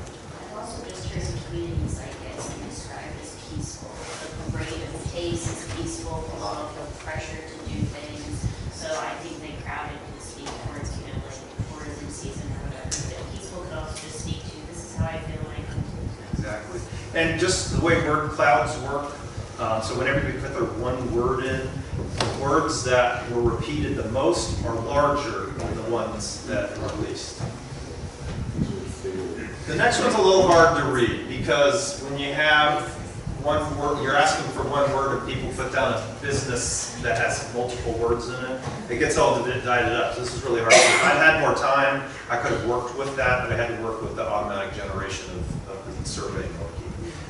What do you all see here? What are some of the things that rise to the top? What's being repeated a lot? Food. I hear food, yeah. I could probably tell you which ones are important. Yeah. Yeah. Gulf was at the top, Watson's was at the top, which I Okay. was shocked by. Okay. Brown Dog's at the top, the coffee shop was probably number one. Okay. Actually, I did it. It's Brown Dog was number 1. Yes. Coffee Yeah, Shop coffee. was number 2. Kelly's was 3. Gullhammock, the Shanty, Periwinkles, Watson's, Ray Deals, and Midrise. But you up on the top 10. That's good. Thank you for doing that. That's great. Yeah. So so food oriented. A lot of retail falls in that too, with periwinkles and so forth. And then this is an interesting one. So this is downtown Cape Charles would be better if. Okay, there were several categories. Parking.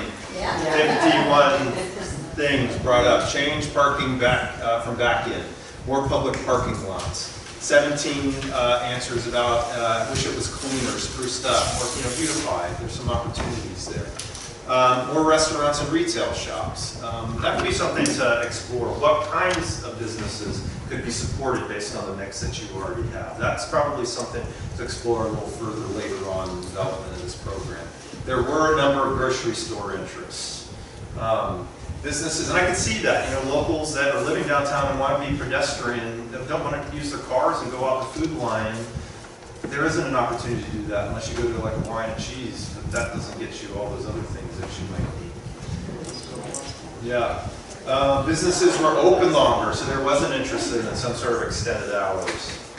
Though the survey question later on didn't really hit around that same thing. And then the rest of these just were isolated. Grants for small business. These are just kind of good ideas for incentivizing or some projects to think about. Wish there were more events. So maybe the downtown needs to be activated more throughout the year. Unified voice for the town brand. We've got some of that happening right now. Keep it small and local, no chains. Yeah. Theater show, the first one, movies. Maybe the theater isn't active enough at this point. Maybe there is opportunity there. Provide public restrooms.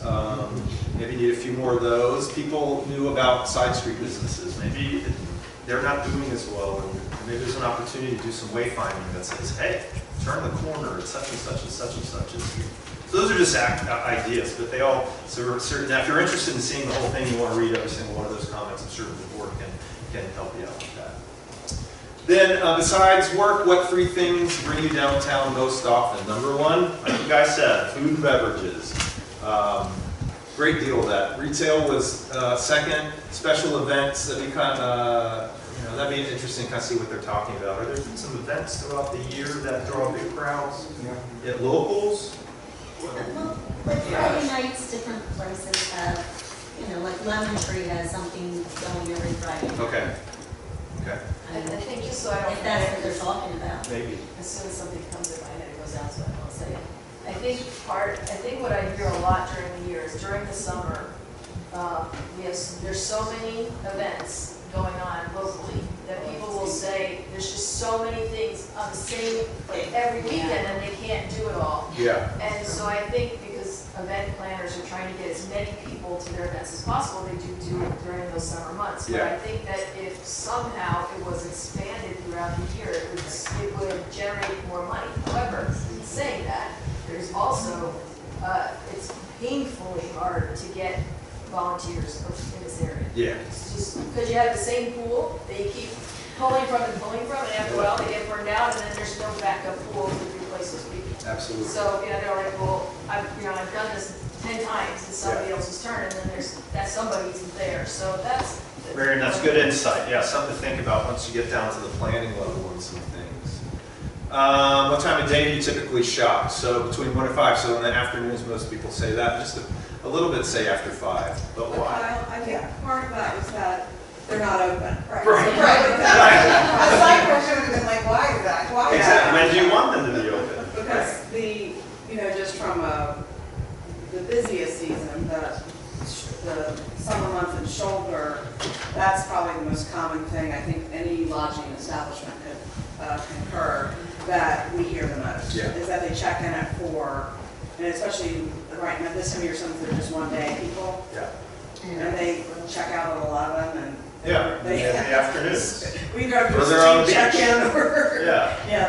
they've missed it. So what they? We also have the low, the shoulder and the off-season month, when you're dealing with, speaking to a more local crowd, not so much the tourism, the majority of people that live here work full time. Yes. So I can't go anywhere until, I can sometimes because I have I work in town and I can go somewhere for 10 minutes. I have that luxury, not everybody does. If, you're speaking to somebody who maybe doesn't work in town, lives in town, and they don't get into town until 5:30, 6 o'clock, they don't have an option because it's closed. That's right. And so that might be a follow-up survey later on about what hours would you like the businesses to be open, and then design something around that. So it looks like most frequently shop on Saturdays because that's when people are available and not at work. That does speak to that. And also you wouldn't want to do Sunday, maybe Monday extended store hours because no one's going to shop then anyway. No one shops because no one's open. Well, and there you go. And then there's another thing. It says when was the last time you made a purchase or dined in downtown Cape Charles within the last 7 days? It would be helpful to me to have some others. This data is interesting, but who is answering the survey? That's a good, Tammy. Can you talk about the distribution of it real quick? Probably not very many tourists in this particular survey. We had 177 responses, which is over 10% of our population, which is pretty cool. We did it both electronically, so it was sent out by different people on the board, Facebook, and then we also did hard copy surveys in all the restaurants, library, and highly trafficked areas, town. We wanted to try to catch people somewhere in the process, and we're really happy with You did a good job. the response. Great that we number. got. Yeah. There's certainly more. I think if we went deeper in, you know, we do need some tourist kind of input, especially on hours and those types of things. Yeah. I would like to have folks maybe in our church communities as well, and we didn't get that this time. Good. But also the responses from locals. Yeah. Yes. When's the last time you made a purchase? So within the last 7 days. So you've got some loyal customers here that come. Where do you live? So in downtown, it's about 30% of the folks. Elsewhere are in Northampton, so in the region, you have almost 40% in that regard. Bay Creek and Marina Village, so it's just a small percentage of those. Just kind of thinking that most of the people that are coming here and shopping are close by, probably within 20 minutes of downtown. Would you live in the downtown district if you could? No. I guess it's not for everybody, of course. There are not a lot of opportunities either at the moment. Well, if you go back to that slide, I think, so yes for already in the district, and it's, add those two. Yeah, that's a very good point. Yeah, that's exactly right. And where do you work? There are a lot of retired folks that live here. And, you know, you can attest to that, to the crowd that are here today. So small percentage, 20% leave the Eastern Shore to go work. So in downtown Cape Charles, a small percentage. So speaks to your customer group and where they're coming from. How old are you? There again, your retirees. Yeah, 35 to 44, you got a little uptick there. When you think about that crowd, they're probably young families. All right, so just keep that in mind. So going back to this, we do our community vision and market input. So what do people want? And the market research says, what can the market support? That's some of the information that helps you make some decisions. So in community visions, this is what brings all the stakeholders together in order to get that input about what you want your community to be in the next 5, 10, 15 years.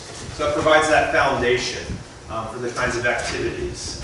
It guides the kinds of opportunities that the organization will embrace, exposes the needs. So a vision is a statement. So when you have a nonprofit organization, or any organization for that point, the vision is going to be that long-range goal. What are we trying to strive to be, to become, etc. It's the vision statement. It's the long range. The mission of an organization is their purpose. What are they supposed to do? So the vision allows us to give us the needle. What are we heading towards? So just some quotes. A vision without a strategy is just a dream. A plan without a strategy is just an activity list. Revitalization and sustainability success stories usually feature a shared vision of the desired future, a strategy to achieve that vision, and an understanding of the relevant trends. So that supports a lot about what we're talking about.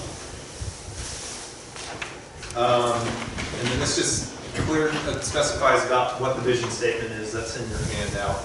So that should be based on community consensus. It should be inspiring. And you're not going to write a vision statement today. Really, this is about getting that raw information that should go into it. The board will write the statement based on the input. This is an example of a community vision from downtown Farmville. So Farmville's historic downtown is the ideal hometown with a bustling social and commercial community set in an architecturally diverse historic commercial district. So in 20 years, they're saying, no, I'm sorry, that's like 15 less. Rejuvenated, renewed, exciting, robust with a range of retail shops, a destination for area residents and college students. They're recognizing they got a university in the area, and home to special events. So they're hitting all those 4 points about how they want downtown to be activated. Do you have a vision and mission at this point? We have you have a mission statement? Okay. So this is where I'm going to set you free. I want to set up the activity. So you're going to eat and talk and write. You do it all at once. Can you raise a hand if you have a chair and you spot at your table? I know we have one, does everybody else have one? All right. We have a couple more chairs, don't get David, and just stay in there. There's one slide. So Libby's going to pass out your worksheet. On one side, there are 3 questions. What is this vision activity? Answer, what would downtown be like if you had the power to make it any way you wanted? Imagine your ideal oops, I missed an update. Imagine your ideal downtown Cape Charles. Now, imagine that you are describing your ideal downtown to a visitor or your new resident. What is the most important to share? What would be some of the major changes that would take place between now and your future downtown? This is about your future downtown. Think about it that way. So, you don't have to go crazy. I'm looking for 4 of the top statements that come up, but take down your notes. And then the other 2 questions hit on the transformation strategy. The fact that you're paying attention to your customer group. Who are your customers for Cape Charles? And then secondly, what are your products? What do you have? We talked a little bit about those from the market study. So you're going to answer those questions too. So who's the customer? And then what are the primary set of goods? And then after that, we're going to explore some transformation strategies. Does everybody understand? Any questions about the activity? Are we supposed to do it all? I'm sorry, you're doing it at each table? As a group, at each table, and then we're going to report back. So, get food, talk, and then we'll report back. I'm going to give you about 20 minutes. Order in the court! Order in the court! Thank you guys. I mean, that level of noise is a testament to how passionate you are and how engaged you are in this question. So I know there are going to be some really good answers. What we're going to do now is just do some round robin and get some of these ideas up on the flip charts so that we can all see what you said. So, but what we'll do is take your handouts though at the end of it in case the board wants to refer back to any of those things. But this is our opportunity to capture what you guys have on your mind as far as the vision. Answering what should downtown be like if you had the power to make it any way you wanted to, and thinking about the experience of a visitor in town and what is the most important to share, all those good things. So Libby's going to be our scribe, and it's okay to have some repetition. If you have an answer somebody else has, she'll just check it off, so that we can see which is most popular. That will give us an idea. But we'll just move from table to table or raise hands, and I'll point out who speaks. We'll see if we can get a really nice, robust idea about answers about this question. So, let's see, anything else before we dive in? And so we'll probably do this for the next 10 minutes, and then we'll talk about the 2 other customer groups. So we're going to get through answering this hopefully about a half an hour, and then move on to one more thing, which is thinking about the transformation strategies that would be embraced. So, anybody have a burning need to speak? Answer their question. I believe it's all. Yay, I see a hand. Oh, okay, you're next. You're next. Nancy. I went through all the comments and all the things on your thing. 51 people wanted to remove the reverse angle. No reverse angle parking. So I'm just saying, that looks me. That's okay. Interesting. Okay, thank you. Anything else? What else do we have on there as far as the experience goes? With so much natural surrounding area around us, we know that making use of money into being green friendly, eco-friendly. Ooh, I like it. Tie into the environment, being eco-friendly. That's a really good one. Yes, so I'll repeat what they're saying too, but everybody remember we're in a big room and it's absorbing your voices. Yeah. And signage and the wayfinding, that was very important to game in our tables. Okay, so signage, yeah. so people know where to shop. Wayfinding signage, so people know how to get around when they've arrived. And Yes. also for parking, for the lot that's behind the medical center. Okay. People know. So signage for parking. Okay. And lighting. Okay. And lighting. Oh, and now I heard lighting got thrown in there. So are we talking about lighting on Mason and around, just in general? Lighted parking. Parking lots are better lit. Okay? Yes, Gordon. Large variety of shops, in other words, all the issues filled.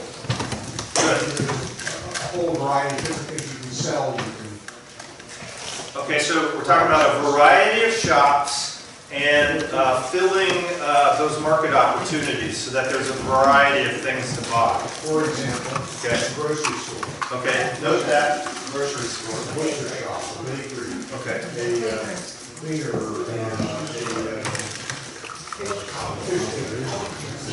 Seafood shop. Okay, so these are great, yeah.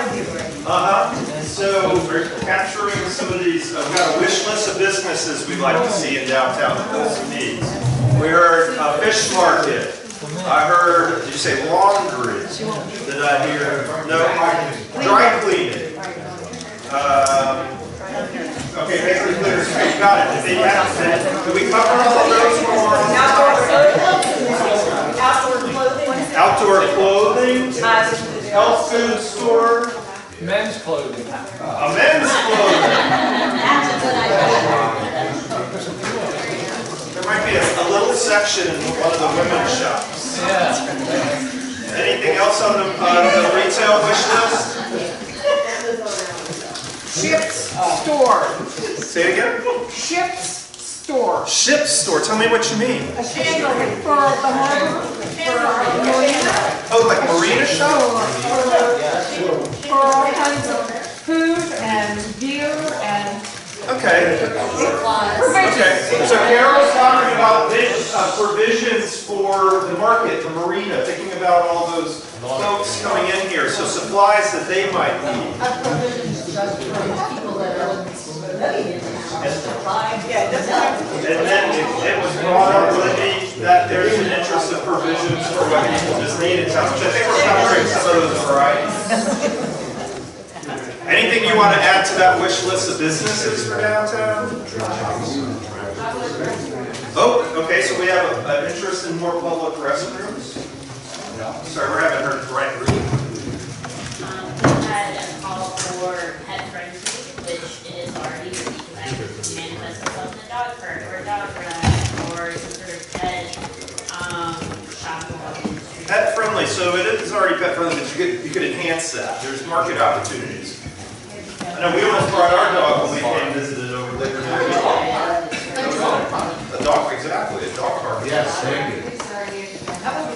Handicap access, to make sure that things are accessible to. Okay, Tim. A public plaza, kind of space, one central place where we can do informal things, impromptu big events. It's just kind of that central point. Where's our plaza? A community gathering place, a central plaza, something like that, a town square kind of thing. Open air pavilion. What else? Let me capture this. And then Libby, once you get through that, public benches, just places for people to rest and sit in the shade if they're walking around, since it is pedestrian oriented. Skate park. So this is less specific shops and more just like general ideas, but we had a call for stronger connections to general areas around Cape Charles, including the beach, the harbor, the marina. There's a feeling that Main Street isn't as connected as it could be down to the shore, and I think that goes into sort of the larger imagining of what we want the Main Street community to be. So Yeah, more connections, pedestrian connections, bicycle connections to area amenities, whether it's the preserve or it's Big Creek or anything else outside of here. That's good. That's good. Yes. So tying into that, we had, tying in the history of the town, the harbor and the railroad, and the ferry with making that like a boardwalk, a walkway, a pathway, whatever it may be, biking, walking, whatever. To start at perhaps the railroad museum is the start, and it goes all the way into the town to the harbor, then there's to the beach. So that connects all parts of the town's history, the future. We're talking embracing the town's transportation history. Right. There's some sort of trail, it sounds like. Right, because we have the history, we have the railroad, we have the passenger ferry, we have Waterman, we're asset right now, we're talking about our beach, but tying story town Tying the through that. story throughout downtown. Like a walking experience, so that it's Okay, much. the walking, okay, I like it, this is good. The walking experience, yes, sir. What I envision is both sides of the street of Mason Avenue being developed. Okay. With shops and residential above it. Okay. With all the parking on the street be eliminated and be replaced with something off-street. Okay. Wider sidewalks. Make it much more pedestrian oriented, more. Okay, so let me see if I can sum this up. I'm hearing develop the south side of Mason Street, so have infill opportunities. That's pedestrian oriented, honors the pattern of development that's already there. Parking, and mix in residential, some mixed use. And then you talked about getting parking off the street. Removing the parking, widening the sidewalks, and making it more pedestrian oriented. Okay, so making it more, enhancing the pedestrian experience, wider sidewalks. Right now, you can't see many of the shops because the parking is so dense the way it's designed. Okay. But the other part of that was to also have a parking lot with trolley service around key points in town, back to the parking lot, back to Mason Avenue, to the beach, to whatever. Okay. You're talking 5 years out? Yeah, exactly. So expanded parking opportunities, they might be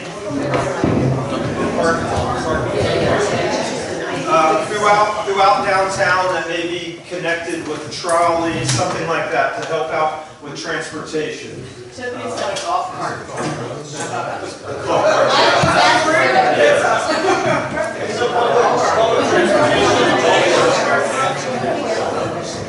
Yes.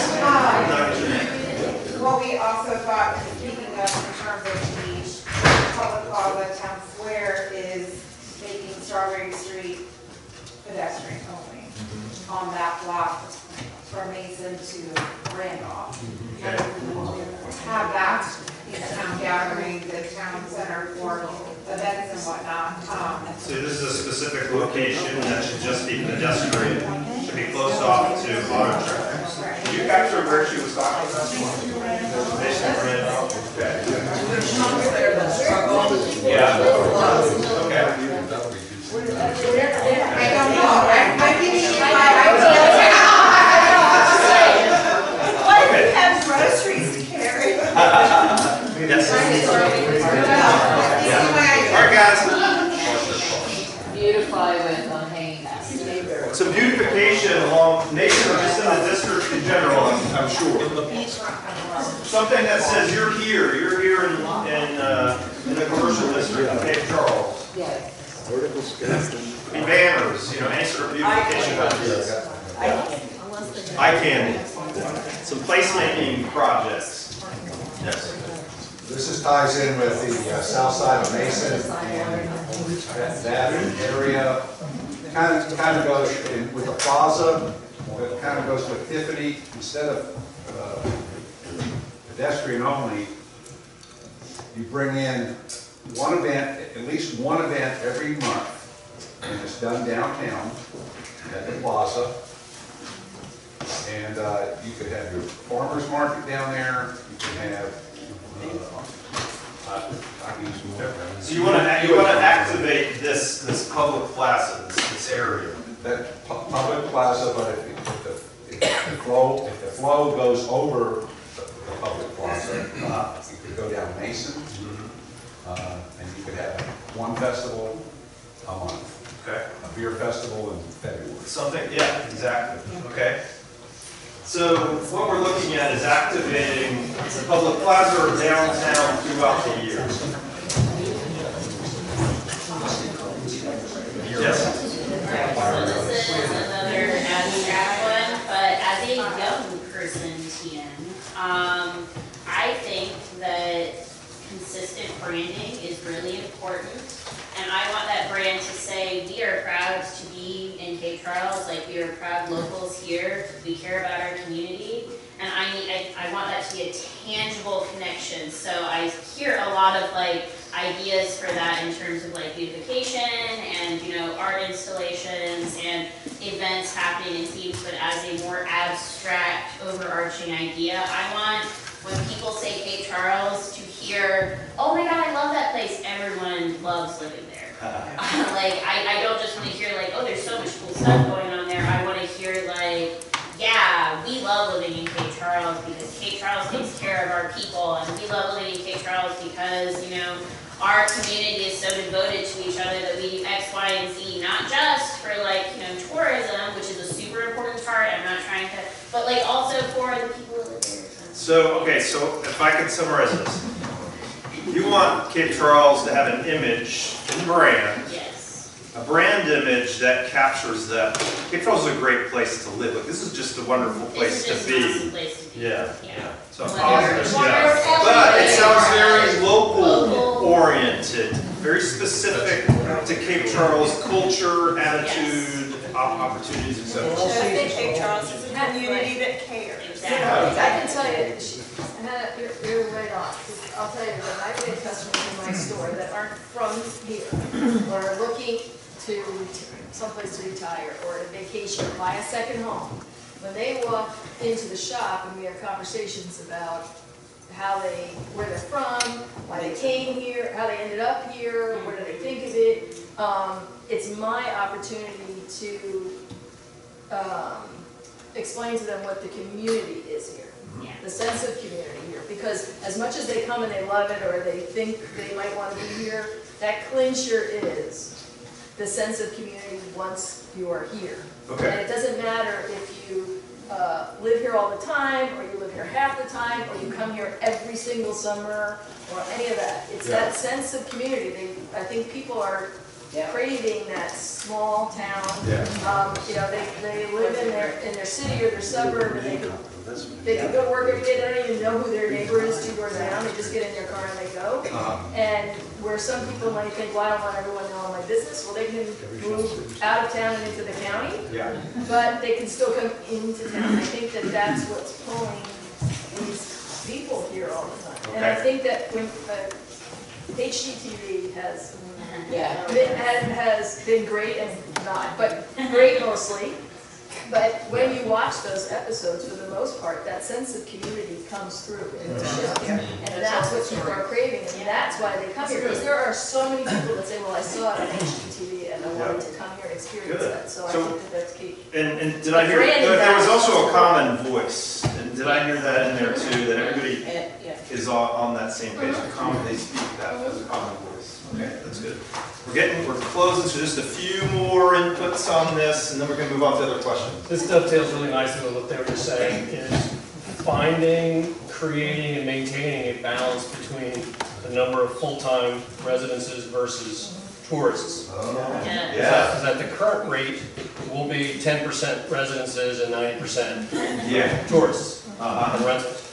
Okay, so how do we say that? So we're trying to bolster the owner-occupied resident experience and opportunities here. We want to make sure that that doesn't get off kilter from the tourist experience. Like, you don't want a bunch of empty seasonal homes out here. You know, you want this neighborhood to be full of owner-occupied locals. Is that what we're talking? Is that on the right page about that? Okay. A balance. Balance. Okay. What else do we have here? Yeah. I don't really know how this fits in, but it's something I've been thinking about a lot. But also meeting needs of the people that are not just summer, coming for the summer, not just tourists, but they live in, say, DC or Richmond or something. I think there's so many people like that here that are part-time. I've talked to other people about this, really connected to the community. When they come, they're doing all kinds of things here, and they volunteer, and they're just as connected as full-time residents. So they're not really tourists, they're not full-time people, they're in between hybrid time. Yeah. Did you get that? Needs a part-time resident, too. Property owners. There's one thing, I think someone might remember this, years ago when we were part of Bay Creek, we went through a customer service training with Brighton College, and one of our things was visioning for Bay Creek or whatever, but I always remember this one statement, and it was visit for a lifetime. So you want them to love it so much that they either stay or they come back every year or whatever, and I think that's a good quote, visit for a lifetime. You know, yeah, steal it. They were like 10 years ago. But I mean, that's kind of the bottom line because, you know, whether you're from here, whether your family's from here, or whether you're not, we have to have an influx of people that live here to be able to sustain a Main Street, to be able to sustain the growth that we're having because, and that goes to deeper, like county government, all that kind of different level, but that's kind of the statement you want to make when you come here. Why would you not want to come back, or why would you not want to stay? That's a good one. Couple more, two more comments. Nancy? All of that, I think we should still keep our historic roots in mind. I think that we should honor our history. Yes, honor history, cultural history, architectural history, all those kinds of things. Yeah. That's good. I'm glad you brought that up. Somewhere over here, and then just a couple more. She said her name. I'm sorry. I just think one of our big problems is reasonably priced monthly rentals. I was just, well, everything is weekly rentals now. Okay. And if you're a young teacher, young doctor, there's nowhere for you to live, and you want to live in town. Okay. That's where it's going. So there's got to be a way to incentivize or keep affordable housing somehow. Exactly. Bolster that too. Keep it affordable. Keep it affordable. Yeah, a couple more over here, and then really gonna have to. At the other end of the spectrum, we have an aging population that has come to retire here or brought their parents along with them, and there is another chapter that we need to consider.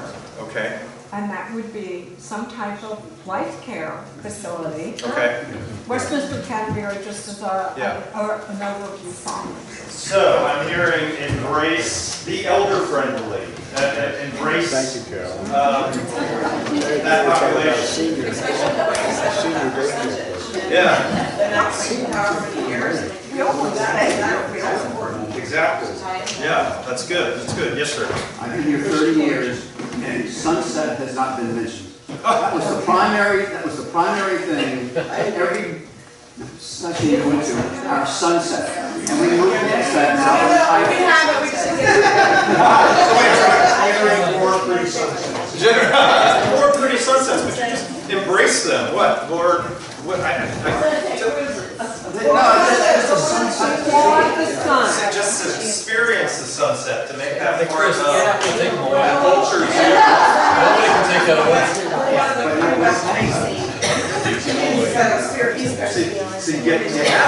You know, that is a good point, that we are one of the only west-facing communities here, and that's really authentic. What a great brand opportunity. And I mean it, one more, I'm sorry, you guys we got time, we're on the clock. Just the building, the sunset. I remember in college, I went down to Key West, and at the end of the pier, every night, everyone would gather on the pier, and there'd be jugglers and all kinds of vendors and all this kind of, it was like a party. And then the sun went down, everybody applauded. It was really cool. That's cool. That's really cool. Did you see who's talking about the sunset?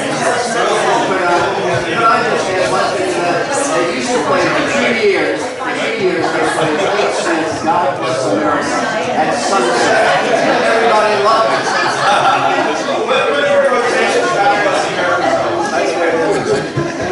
All right. Woo! You know, it's not done. You guys will have plenty of opportunities to continue to elaborate on this, but I think this gives the board a lot to chew on. Not only like kinds of activities, but just also those the high level focus of where you're trying to go. I'm hearing, you really want to preserve the residential experience here. We don't want this tourism to take over the town. Yeah, we recognize its importance to our economy, but it doesn't come first, residents first. That's really important. The architecture, the history, there's some great development ideas around Mason. So this is really going to help them craft a vision that speaks to you all and you can get behind. Let's, next, the other two questions are going to help us think a little bit more about the market that you can embrace based on information that you know from the survey and just from your own observations and knowing this community. So let's work on answering that question about the customers. Who is Cape Charles' customer? We just write customer up at the top. Tourist is a customer. Do we know anything about them, like digging in a little bit further about that tourist? Who are they? So we get early retirement empty nesters. Empty nesters who are nearing retirement. They have some disposable income. They come here because it's a pleasant place to be. Yet they're looking for a place to retire. Okay. Okay. So empty nesters are part of that customer, the tourist group. And we get day trippers. That's a good one. Day trippers. Yes, Aunt Kathy. I'm seeing a younger crowd, the young millennials, people with small children. Young families, millennials.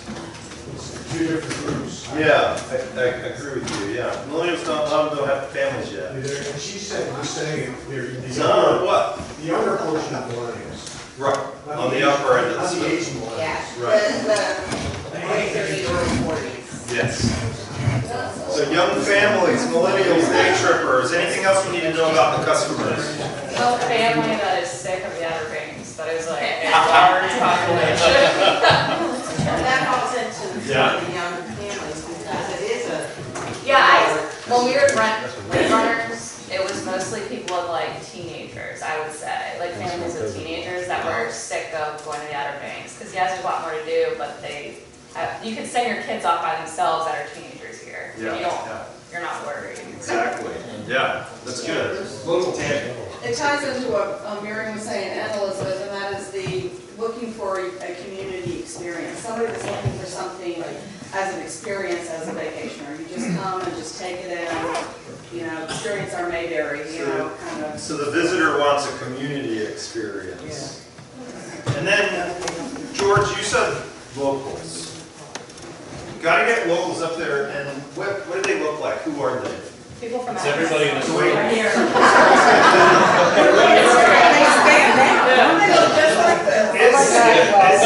Does this reflect the diversity of Northampton County? No, absolutely not. Okay. So this is something to look into, a little bit more about the demographics around here too. So you got locals up there somehow? There's locals. The answer is no, this room does not reflect the diversity of Northampton County. But to me, it's a pretty good reflection of the customers on Main Street in Cape Charles. And there's a difference. If you look around the room here, and it's a sad thing to say, you see a range of ages, you see about an equal mix of men and women, you don't see any African Americans. Okay, right, okay. And in this county, we have, or Hispanics, yes, thank you. In this county, I wouldn't say our population is bimodal in terms of income, but it's getting there. We have a large number of people who are in poverty. Oh, okay. And don't have disposable income. So socioeconomics are important here, that there is a large lower income. Correct. That's here. So if you're looking for affordability, well, lower incomes, low to moderate income. Oh, yes. Yes, that's The elderly long-term residents. The people that have lived here for years Yep. don't have a lot of money. Okay, so we're getting back to the elders, long-term residents.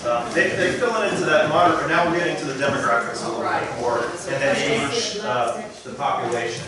So again, back to the elders, they fit into that too. Okay, yes? Eco-tourists, that I think we can build on, but I think something that we don't tap into that much is the history buffs. I mean, we have such rich history here. Okay, so We have historical eco-tourists, festivals. that fits up there.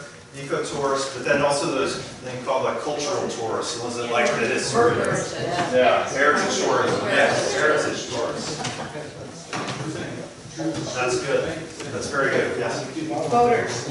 Boaters, yeah, I can't forget the marina life here. So you got boaters. Golfers. Molly? Friends and family of locals. Friends and family of locals. That's a good one. So go down to locals, because she's specifically talking about the locals down there. Friends and family of the. Those event tourism, basically, we get a ton of weddings here. Oh, good grief, yeah, so I guess this kind of goes into its own categories like visitors, but the wedding destination. Weddings, I guess they're visitors, because they're coming from all over the place. Yeah. Event visitors. Yeah, we also have other events, we have burning events and all that. Event-driven visitors weddings, yeah, there you go, that's done really well.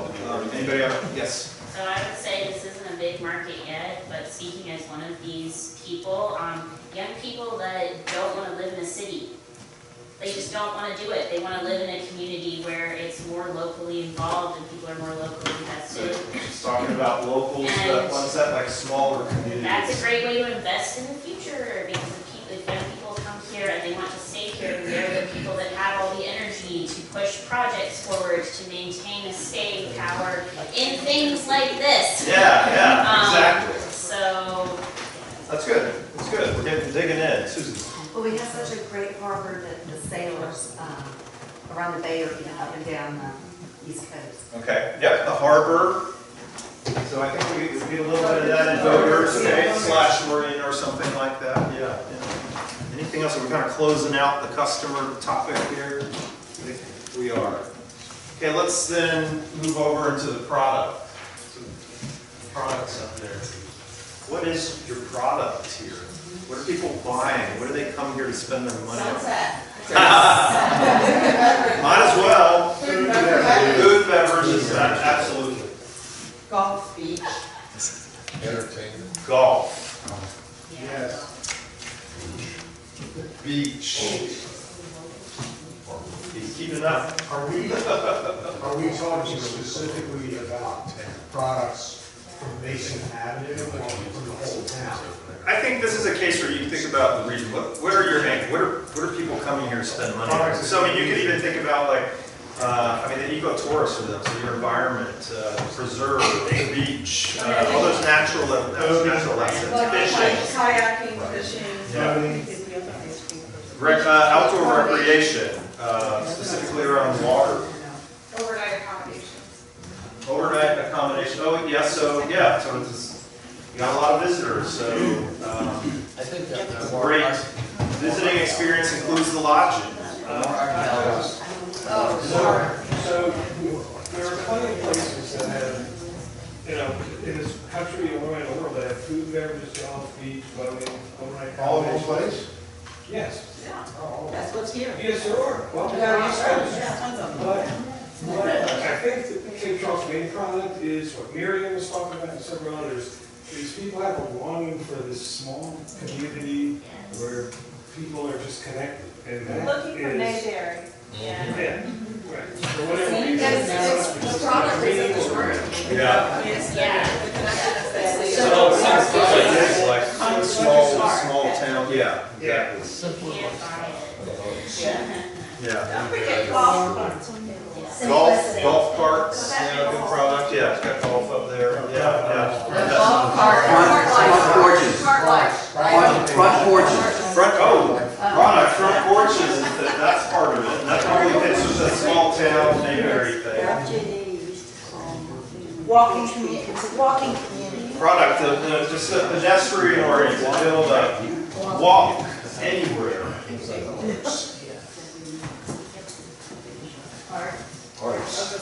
Can't forget the arts, we've got tons of galleries downtown, yeah. And crafts, people making things. You have a lot of local producers, things, whether it's paintings or sculptures. Okay, so I think this is a good thing we're going to talk about is some of the retail offerings that you all have here. Clothing, what are some of the other, think about big categories of retail that's happening. Clothing.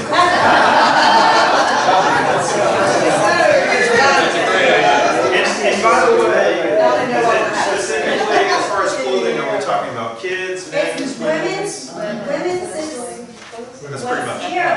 I mean, there's other stuff, but it's very limited. Yeah, it is, but it's primarily women's, but that's who's making the decisions around here.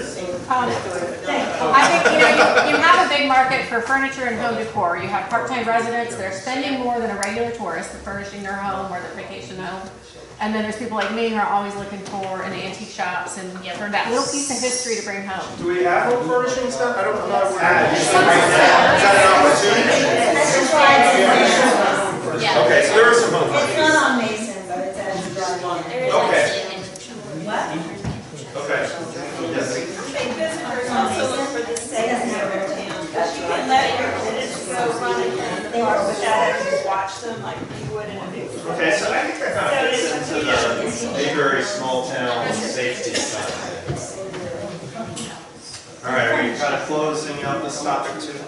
I would say, Tiffany, the 4-day wedding experience drives a lot for this town. Yeah, the wedding experience. They're coming for all of that, but it is sort of a, I think that is a product in itself. That drives people even from Accomack County to spend 4 days here. Yeah, that was another like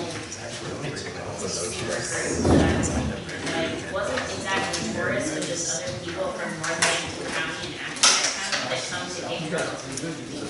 A couple of birthdays. All right, so we're gonna do a little voting because we got a lot of ideas here. We kind of need to synthesize this down to primary care, primary products, primary customers for downtown. We're just going to get some of the higher level stuff. So what I'd like you to do is we're going to do a little voting here. This is where you get to get up and walk around a little bit. You're going to have an opportunity to vote 6 times. It's 3 per table per.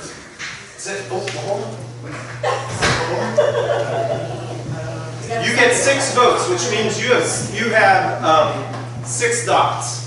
1 dot is 1 vote. You get 6 votes. 3 for your customer, 3 for your product, because we're really trying to get down to the top 3. Doesn't matter what color. No, colors don't mean a thing, just a dot. Per table or per person? Okay, I'll write it up here. But what we're going for is 1 vote is 1 dot. Each individual gets 6 votes. 3 for customer, 3 for product. Any questions about that? One more time. 1 vote equals 1 dot. Each individual gets 6 votes. 3 for customer, 3 for product. Are we voting on what kind of customer we want? Nope. Primary. Who do you have right now? We're going for what we have right now. Okay. This is your existing market. Not who you want right now. You can dip into that a little bit later on in the evolution of this program. So any questions about that? You have your dots? Put them on that board. Put them on that or beside what you're voting on. Okay. Some of them might end up being kind of together. We'll probably see them come together. All right.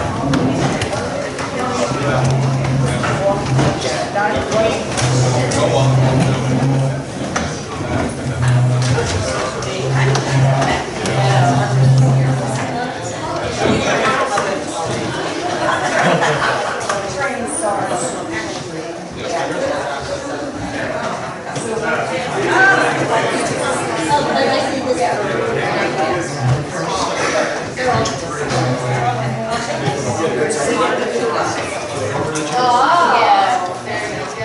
Very good.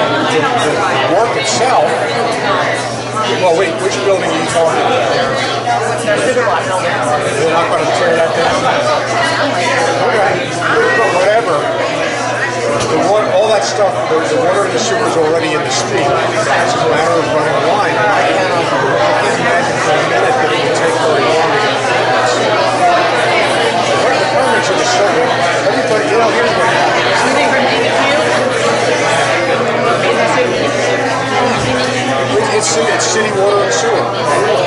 What happens with the town frequently, I'll ventilate a little bit, is that the contractor will come in, I'm going to do this, I'm going to do this, and I'm going to do this. And then they wait, they do this, they do that, they get all this other stuff. They come into the town expecting to get a permit in 20 minutes.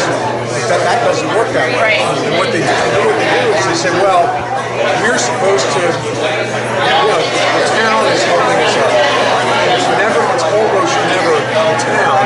It's that the person who's doing the work doesn't understand the process. This guy Kemp knows what he's doing. Yeah, he seems sharp.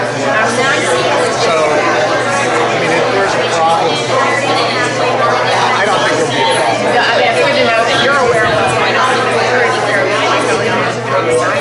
There's a town manager.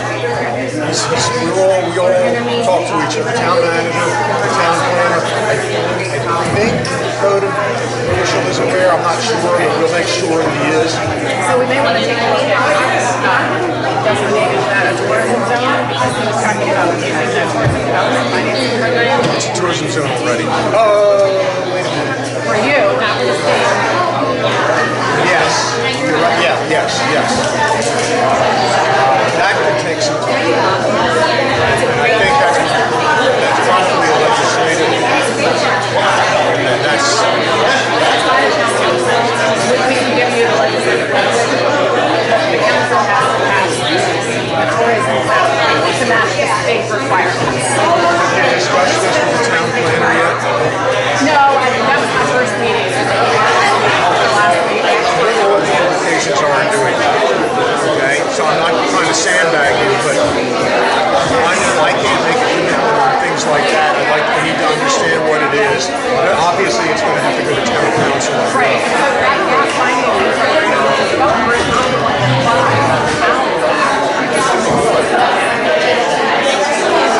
Please sit down and talk to Larry DeRay as soon as possible.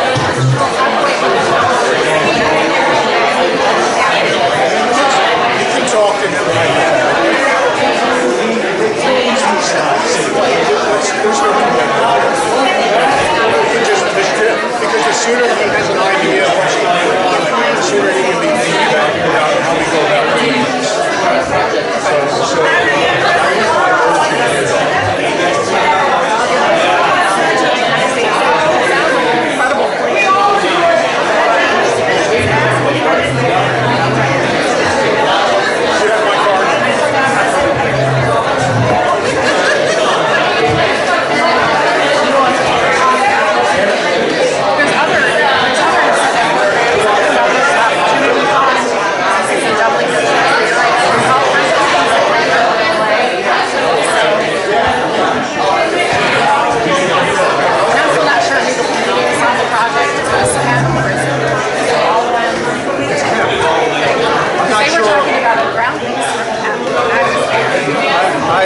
I think he's got some skin in the game. I don't know exactly what, but he's been trying to facilitate this, which is fine. Yeah, it seems really sharp.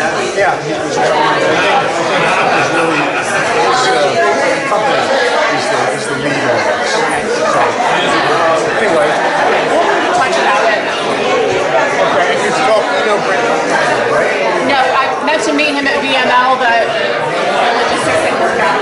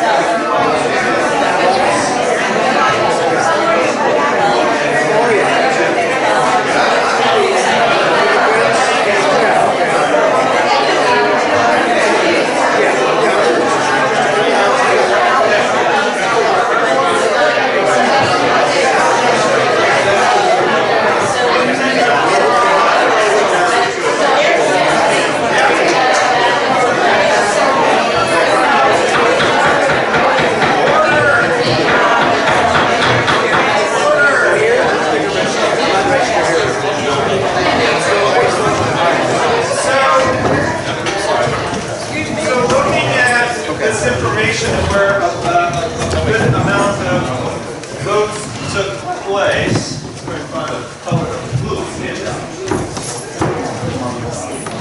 The tourists got a lot of votes. So 1, 2, 3, 4, 5, 6, 7, 8, 9, 10, 11, 12, 13, 14, 15, 16, 17, 18, 19, 20, 21. About 22 on that. Empty nesters, 1, 2, 3, 4, 5, 6. Now that doesn't mean it's out, but 1, 2, 3, 4, 5, 6, that has 6. Young families, 7. Millennials, 5. Tired of the alphabet. Looking for community experience, 1, 2, 3, 4, 5, 6, 7, 8, 9, 10, 11, 12, 13, 14, 15, 16, 17, 18, 19. Now, that reflects a lot about this Mayberry small town. So you know there's definitely this need to embrace that and have that be part of it. A little bit of the events and wedding, we're looking at 8-ish, 9, let's see. Campers, just 1. That's a good one. So locals, 1, 2, 3, 4, 5, 6, 7, 8, 9, 10, 11, 12, about 13 on that. But a lot of this, when you look at these small town, and your voices here, really looking at preserving the residential experience here. Even though it didn't get a lot of votes, elderly to not on low to moderate income. 1, 2, 3, 4 on friends and family. That's 4. Smaller communities, 3. Then products, we got. You got 3 over there. Oh, I'm missing these. I'm sorry. You're right. 1, 2, 3, 4, 5, 6. So 6 on the eco-tourist. History heritage tourist. 1, 2, 3, 4, 5, 6, 7, 8, 9. 10 on the heritage tourist. 1, 2, 3, 4, 5, 6, 7, 8, 9. 9 on boaters. 3 on golfers. So that takes care of those. So as far as it, some of these kind of cluster together nicely. So tourism, you guys are very aware of that. And we're not as strong on the elderly, but we know a lot about the locals. So and this interest in preserving that. But some of these become sort of subcategories under this and kind of tell you a little bit more about that customer. So we want to look at those high level ones. Food and beverage. We got a lot of those. 1, 2, 3, 4, 5, 6, 7, 8, 9, 10, 11, 12, 13, 14, 15, 16, 17, 18, 19, 20, 21. 21 golf carts. 1, 2, 3, 4, 5, 6, 7. Beach. Pretty unanimous. 1, 2, 3, 4, 5, 6, 7, 8, 9, 10, 11, 12, 13, 14, 15, 16. Oops. It's not very readable now. Boating and outdoors. That got a lot too. And see, these are very related. You know, those can be kind of clustered together. So you start to see. If you can start grouping some of these things together that are similar. So voting, what do I say? 1, 2, 3, 4, 5, 6, 7, 8, 9, 10, 11, 12, 13, 14, 15, 16. Overnight accommodations and lodging, 6. Mayberry, small town, 1, 2, 3, 4, 5, 6, 7, 8, 9, 10, 11, 12, 13, 14, 15, 16, 17, 18, 19, 20, 21, 22, 23, 24, 5, 6. Okay, we know that's important. Frenchport. And see, that kind of goes along with that too. I mean, while that says 1, I think that all encompasses that. Pedestrian-oriented to arts and crafts. And that's a little less of a product. That's something that you want to embrace, you don't want to forget. Arts and crafts and galleries, 2. Retail, 1, 2, 3. And we're specifically looking at some furnishing and antiques and so forth. That's an important part of your shopping experience here, so it doesn't mean that they're not important. But when we get into some of these high-level transformation strategies, which this is pointing in the direction of, then that does become important because we're thinking a little bit more about the customer. And then wedding experience, we got 5. So anything here that's sort of grouped, that could be grouped together, like we talked about the Mayberry small town and safety, that there's a sort of exactly. So these kind of go together. Yeah. If you look at this top group here, these are seasonal. Oh, so you've got the beach, the boating, the outdoors. Yeah, so the beach and the boating, they kind of go together. And the point is, that's kind of a seasonal thing that we need to keep in mind. Yes. Anything else that sort of group together? The wedding experience is seasonal also. Yeah, wedding experience that might be connected up there.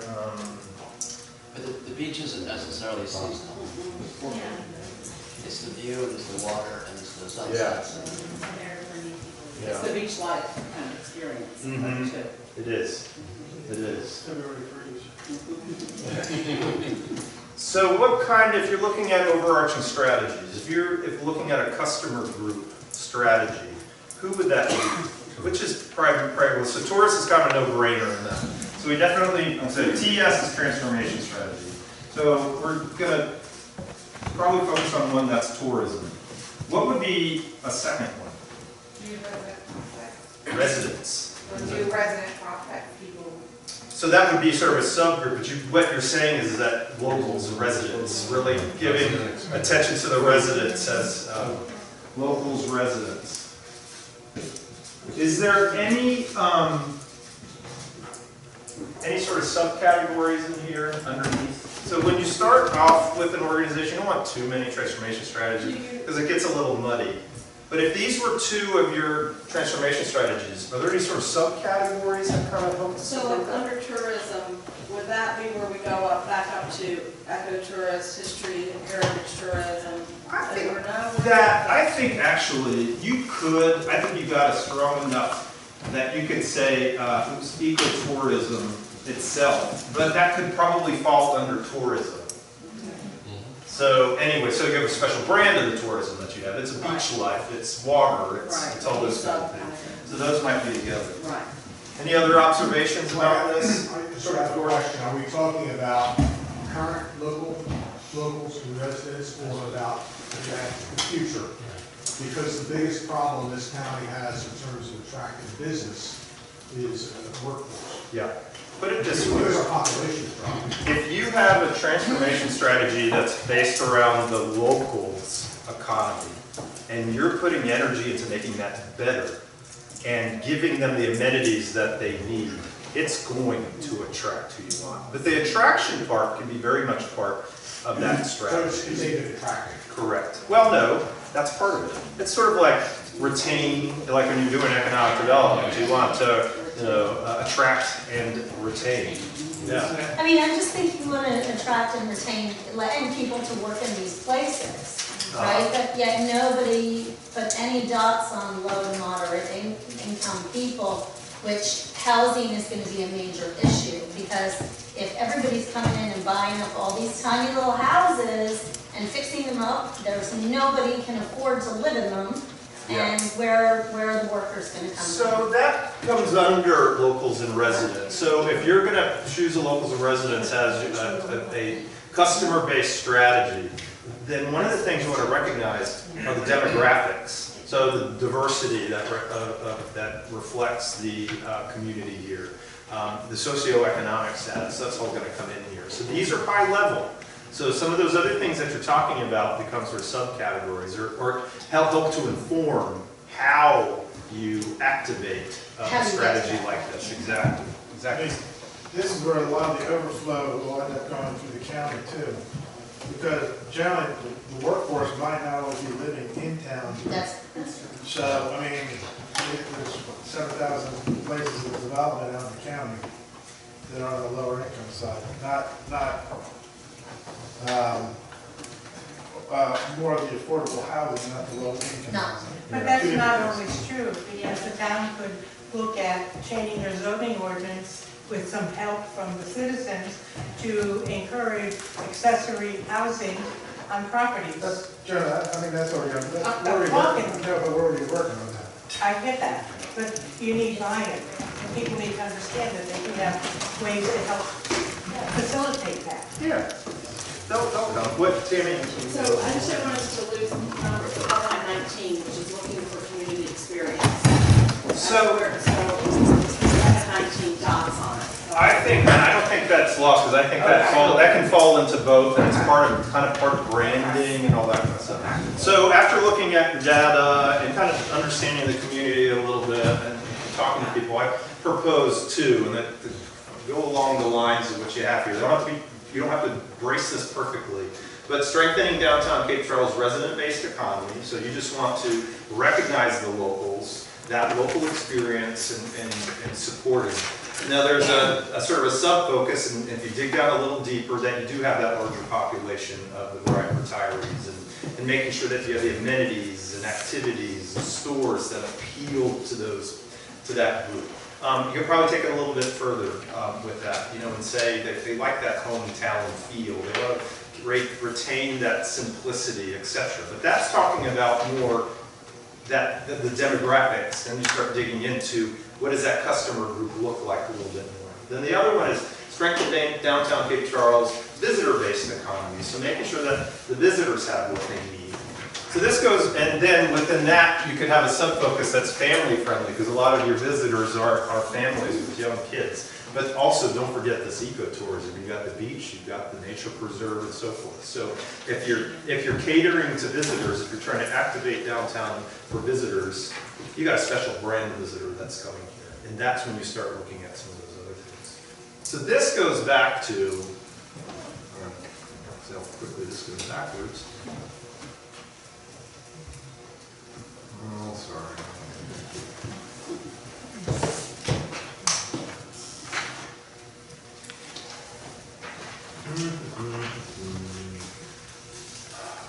Almost there.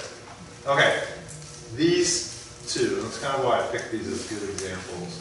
So if these are high-level strategies. These are transformation strategies. They help to inform the kinds of activities that you take on.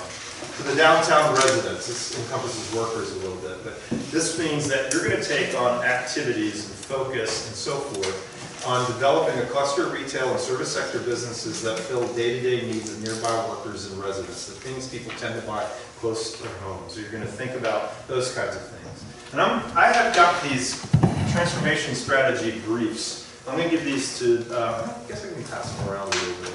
I'll do that. So each table will get one of these. You can read a little bit more about it.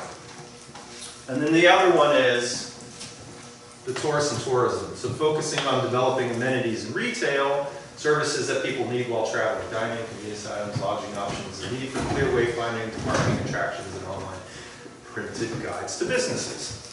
This next activity, and so it's 2:15 right now, and we're aiming to finish up at 2:30. So we're going to do this as more of a flash brainstorm.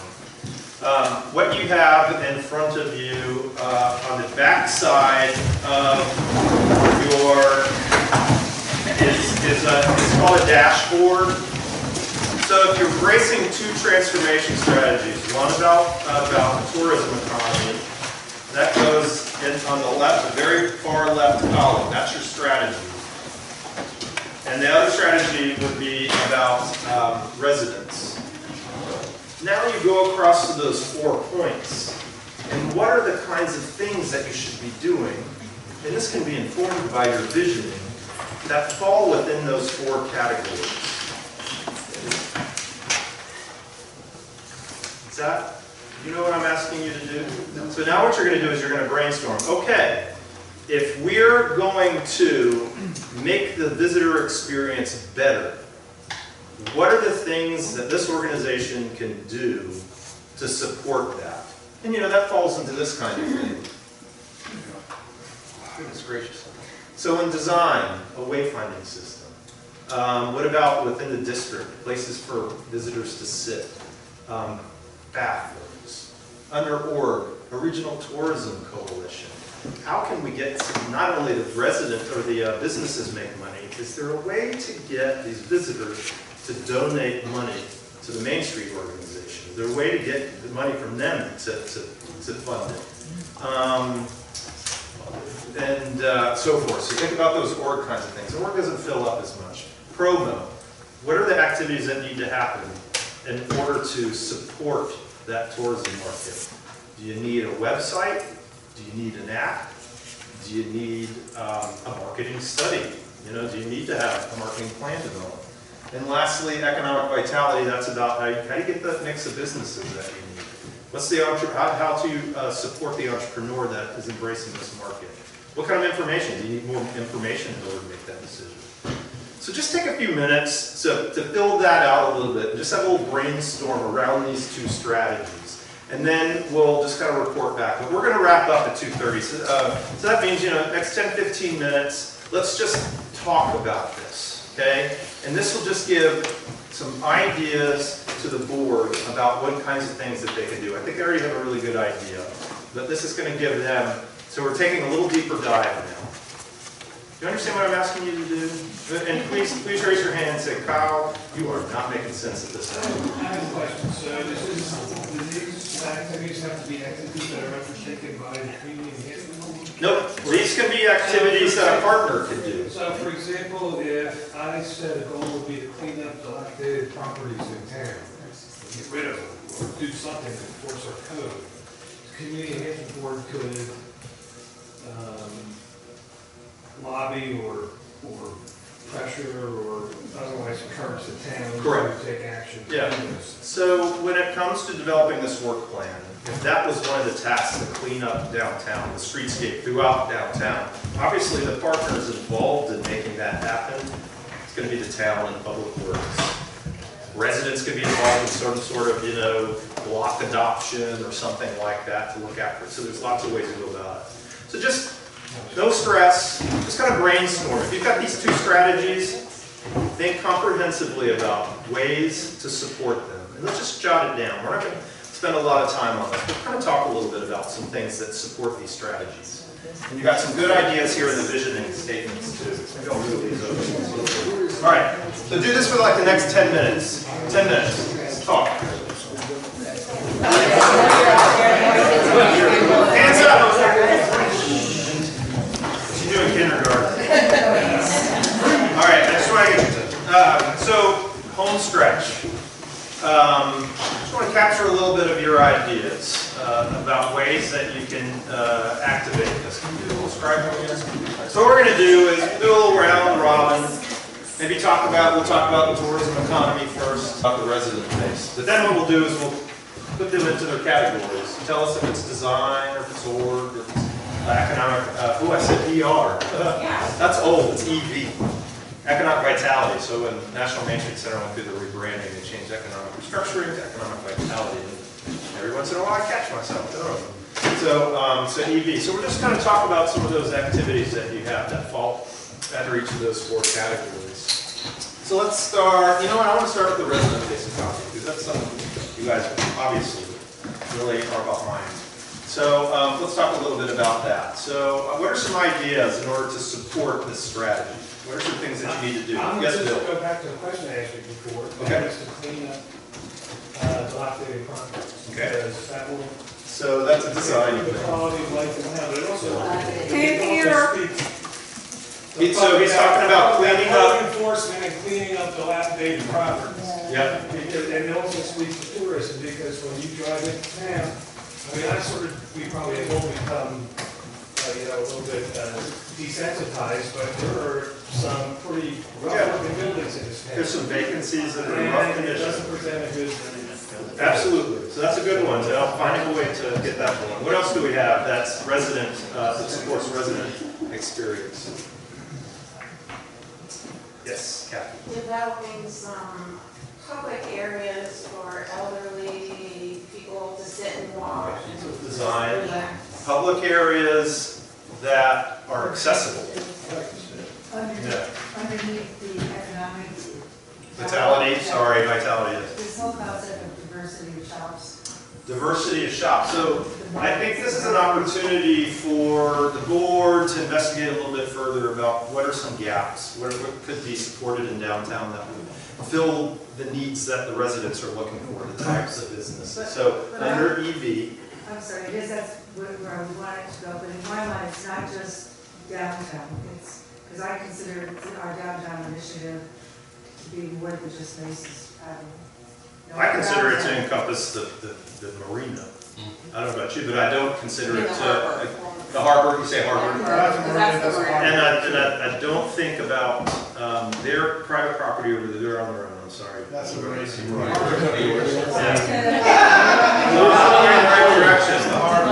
Harbor, marina. So I think that because the shanty, the pedestrian connections, visual connection, that's part of your commercial district. Do you consider the historic district part of this initiative or not? Residential historic district? No. No, this is commercial revitalization.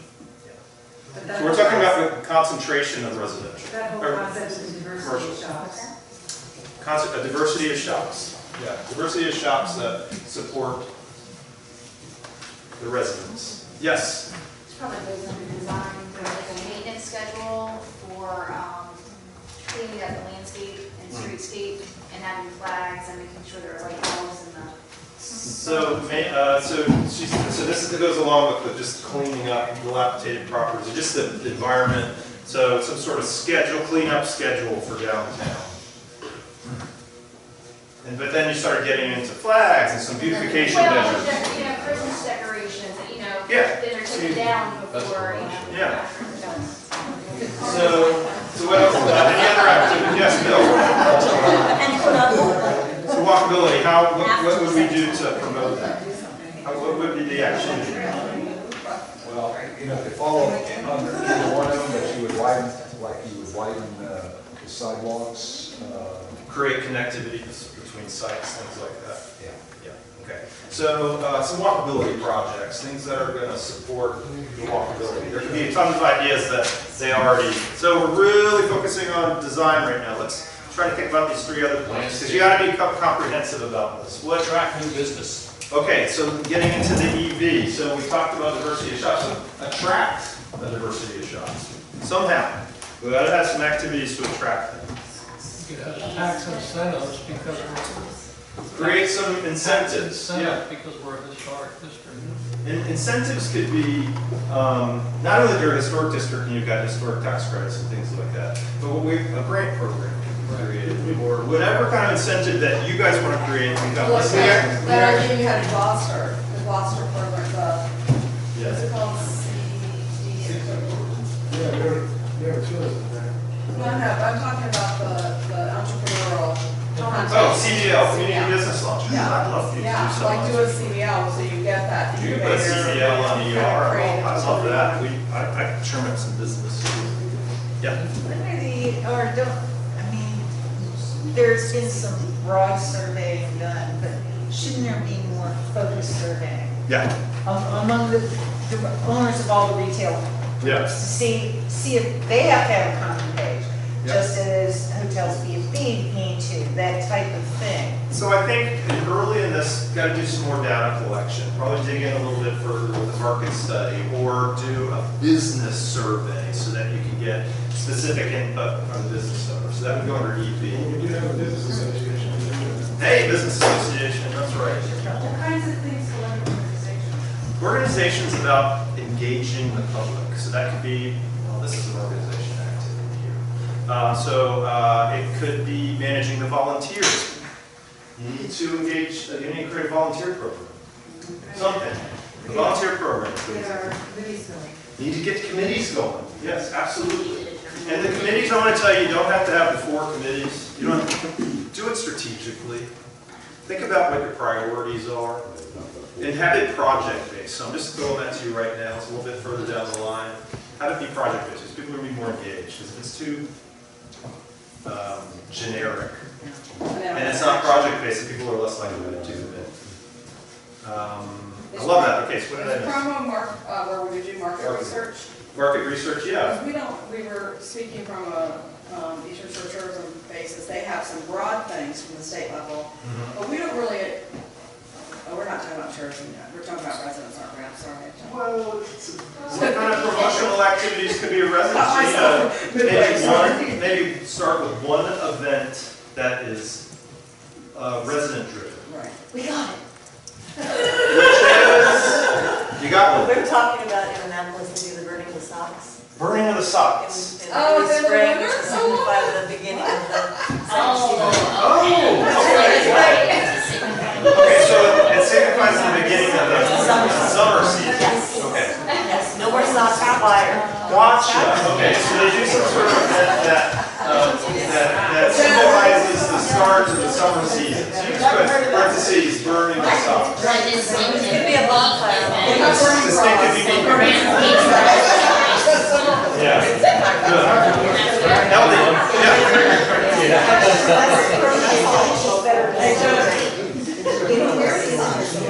Well, I think another celebrate the end of the season because everybody's all hands on deck. It's lots of energy. Crab pop, bro.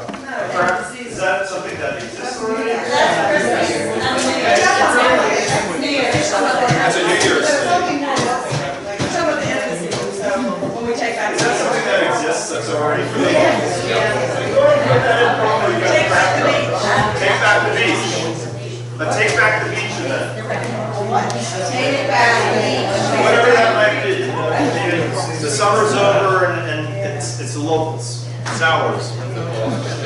Kyle, in terms of residents, you want to know where your Airbnb properties are. Because as residents, you want to know where the strangers are living. A child goes missing, those are the doors you want to knock on. So you don't necessarily have to make it property law, but just have a registry. Which houses are Airbnb and may have, turnover and occupancy. I think that is a really good point. One of the basic things you all should do is probably have do a building survey. Know what buildings you have, who owns them, those kinds of things. And Stacy specifically speaking to something that's visitor related, that in that list know where maybe have a specific lodging list. What do you have here? Who owns them? Those kinds of things. So there's some data gathering that needs to happen here that's just a part of managing the organization of the district. So just in you have data, but under EV specifically, say create a building owner list, create a building list, a building inventory. To include the buildings in the business district. Mhm. A lot of people might not have any idea what's available. That's right. Even though the sign that says. A listing of businesses in the business district. Well, a business list too, by the way. Business inventory.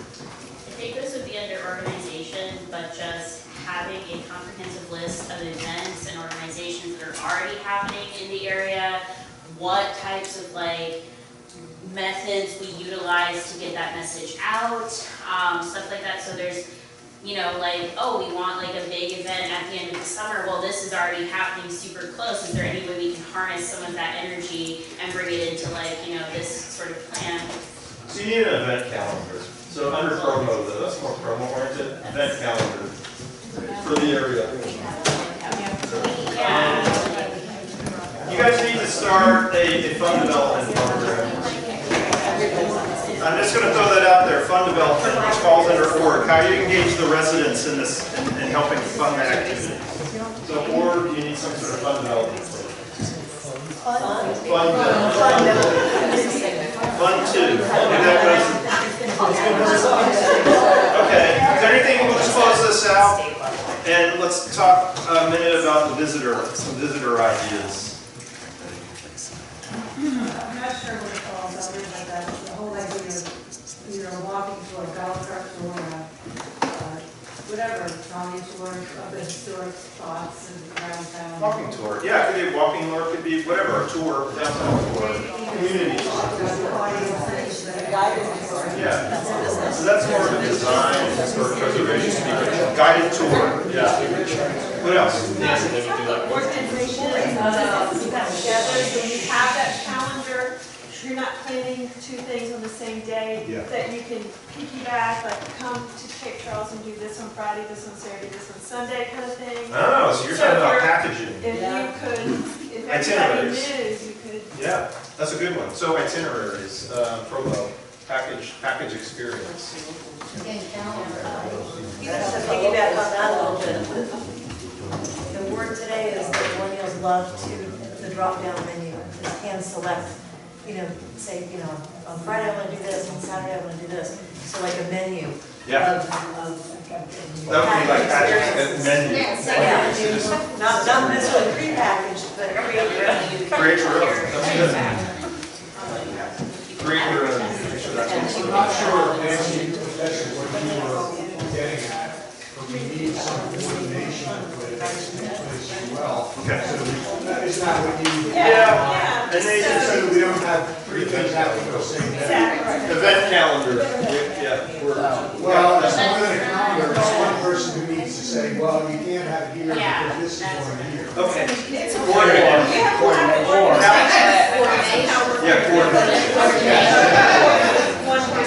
Okay, a couple more minutes. I gotta honor your time and mine. So a couple things over here. Yeah, maybe some events that aren't necessarily during the traditional tourist season to not only extend that season longer, but also maybe to attract a diversity or a piece of demographic that wouldn't ordinarily come.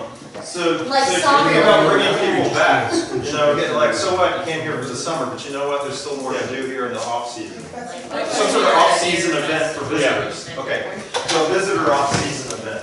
There needs to be something just for residents to get to know each other. Ooh, well, so you're talking about, you know, the organization's just getting going. You probably still need to do some activities and okay. They do, it's a park, they do organization. You know, some sort of community, yeah, potluck, some things that are going to bring the community together around this effort. Be anything. For fund development, under tourism, one way that you see in cities are these little buttons. They have them in restaurants or in gumball machines, they're like 50 cents, 25 cents. And they have like, I got one when I was in Chicago, and what's the girl in the goat? And they have a little button that's got a goat on it. And you put your 25 cents in and you have a little memento. My thought is to do that with the love sign on it. Wow. And you put the gumball machines in every store, and kids will take them, adults will take them, and it's a huge, I mean, it could be, over time, That's cool. a fair amount of money raised. So, Mark, fund development, like, is merchandising, and you could say button idea. So that's really getting down to the nitty gritty there. But you're right, you know what, there's some fund development opportunities with these visitors, and something's there, whether that's through the taxes, that money goes towards the program, whatever it might be, or getting them just to give money directly. There's things that you can do. How do you do that? We'll talk about it. I don't know right now. Okay, one last idea here. What about the tourism, not a welcome center, but maybe a welcome kiosk or something, somewhere that they can go and get pamphlets? Yeah. Welcome kiosk. Yeah. And design. Design. And the pedestrian That's good. And you know, here, you're probably always going to keep tabs on business opportunities for, like, what do the residents want? So, like visitor intercept surveys, things like that. Okay, one more. You know, when you drive into Cape Charles, you have this wonderful light tower, and then you get into a very commercial district. But there, beyond the light tower at eye level, there isn't that sense of arrival. You're here! Gateway. Gateway development. So that can go under design too. And then, you know, that relates to this wayfinding. It says specifically gateway. It's, you know, you've arrived. So when we look at this kiosk, we're going to look at it as a wayfinding system for the point of entry, to the points of arrival, and everything in So between. this would start out on 13. Yeah. Yeah. But they go so far in, like, you get out to the bathroom, you're like, oh God, it's going to be 2 miles, or around the back. Yeah. And there's something else that's it's worth coming. Yeah. Well, listen, I want to thank you all for coming out here today. There's still lots of work to do, but the thing is that we got to a really strong place here, knowing what the community wants and where you think that the focus should be with this organization. So I want to thank you for coming out here. I'll work with the board on some next steps, but stay tuned, stay connected. I've got here the sign-in sheet for those of you who would like to be get connected with our e-blast for activities and so forth. So know that that's there. Check out our blog. Everyone. Yeah, hold on. I'm almost done. Sorry. Check out our blog. The Google Virginia Main Street blog. Lots of great information, best practices, etc. Otherwise, thank you again, and I'll be back. Thank you.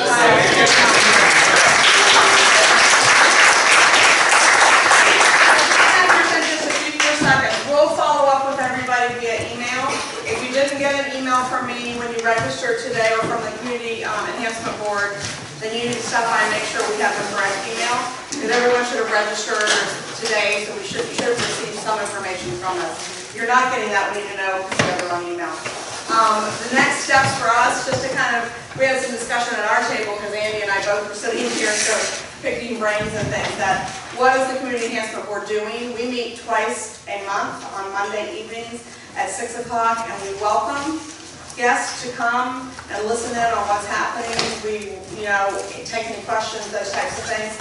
If you're not signed up for e-notifications through the town, you should be, because that's how you stay informed. You can read the agendas, you can say you can't make it, find out the minutes, what's taking place. We want everyone here to stay engaged and to be a part of this as we move forward. It's not just the 9 people that go to those meetings by any means, but we're getting started in that direction. And you'll start to see some information about getting some of these committees started soon. We're going to kind of figure out which ones we're going to get started to start talking about some of the topics. So thank you so much for your time. Gourmet Alley provided the food today, so I never going to do that.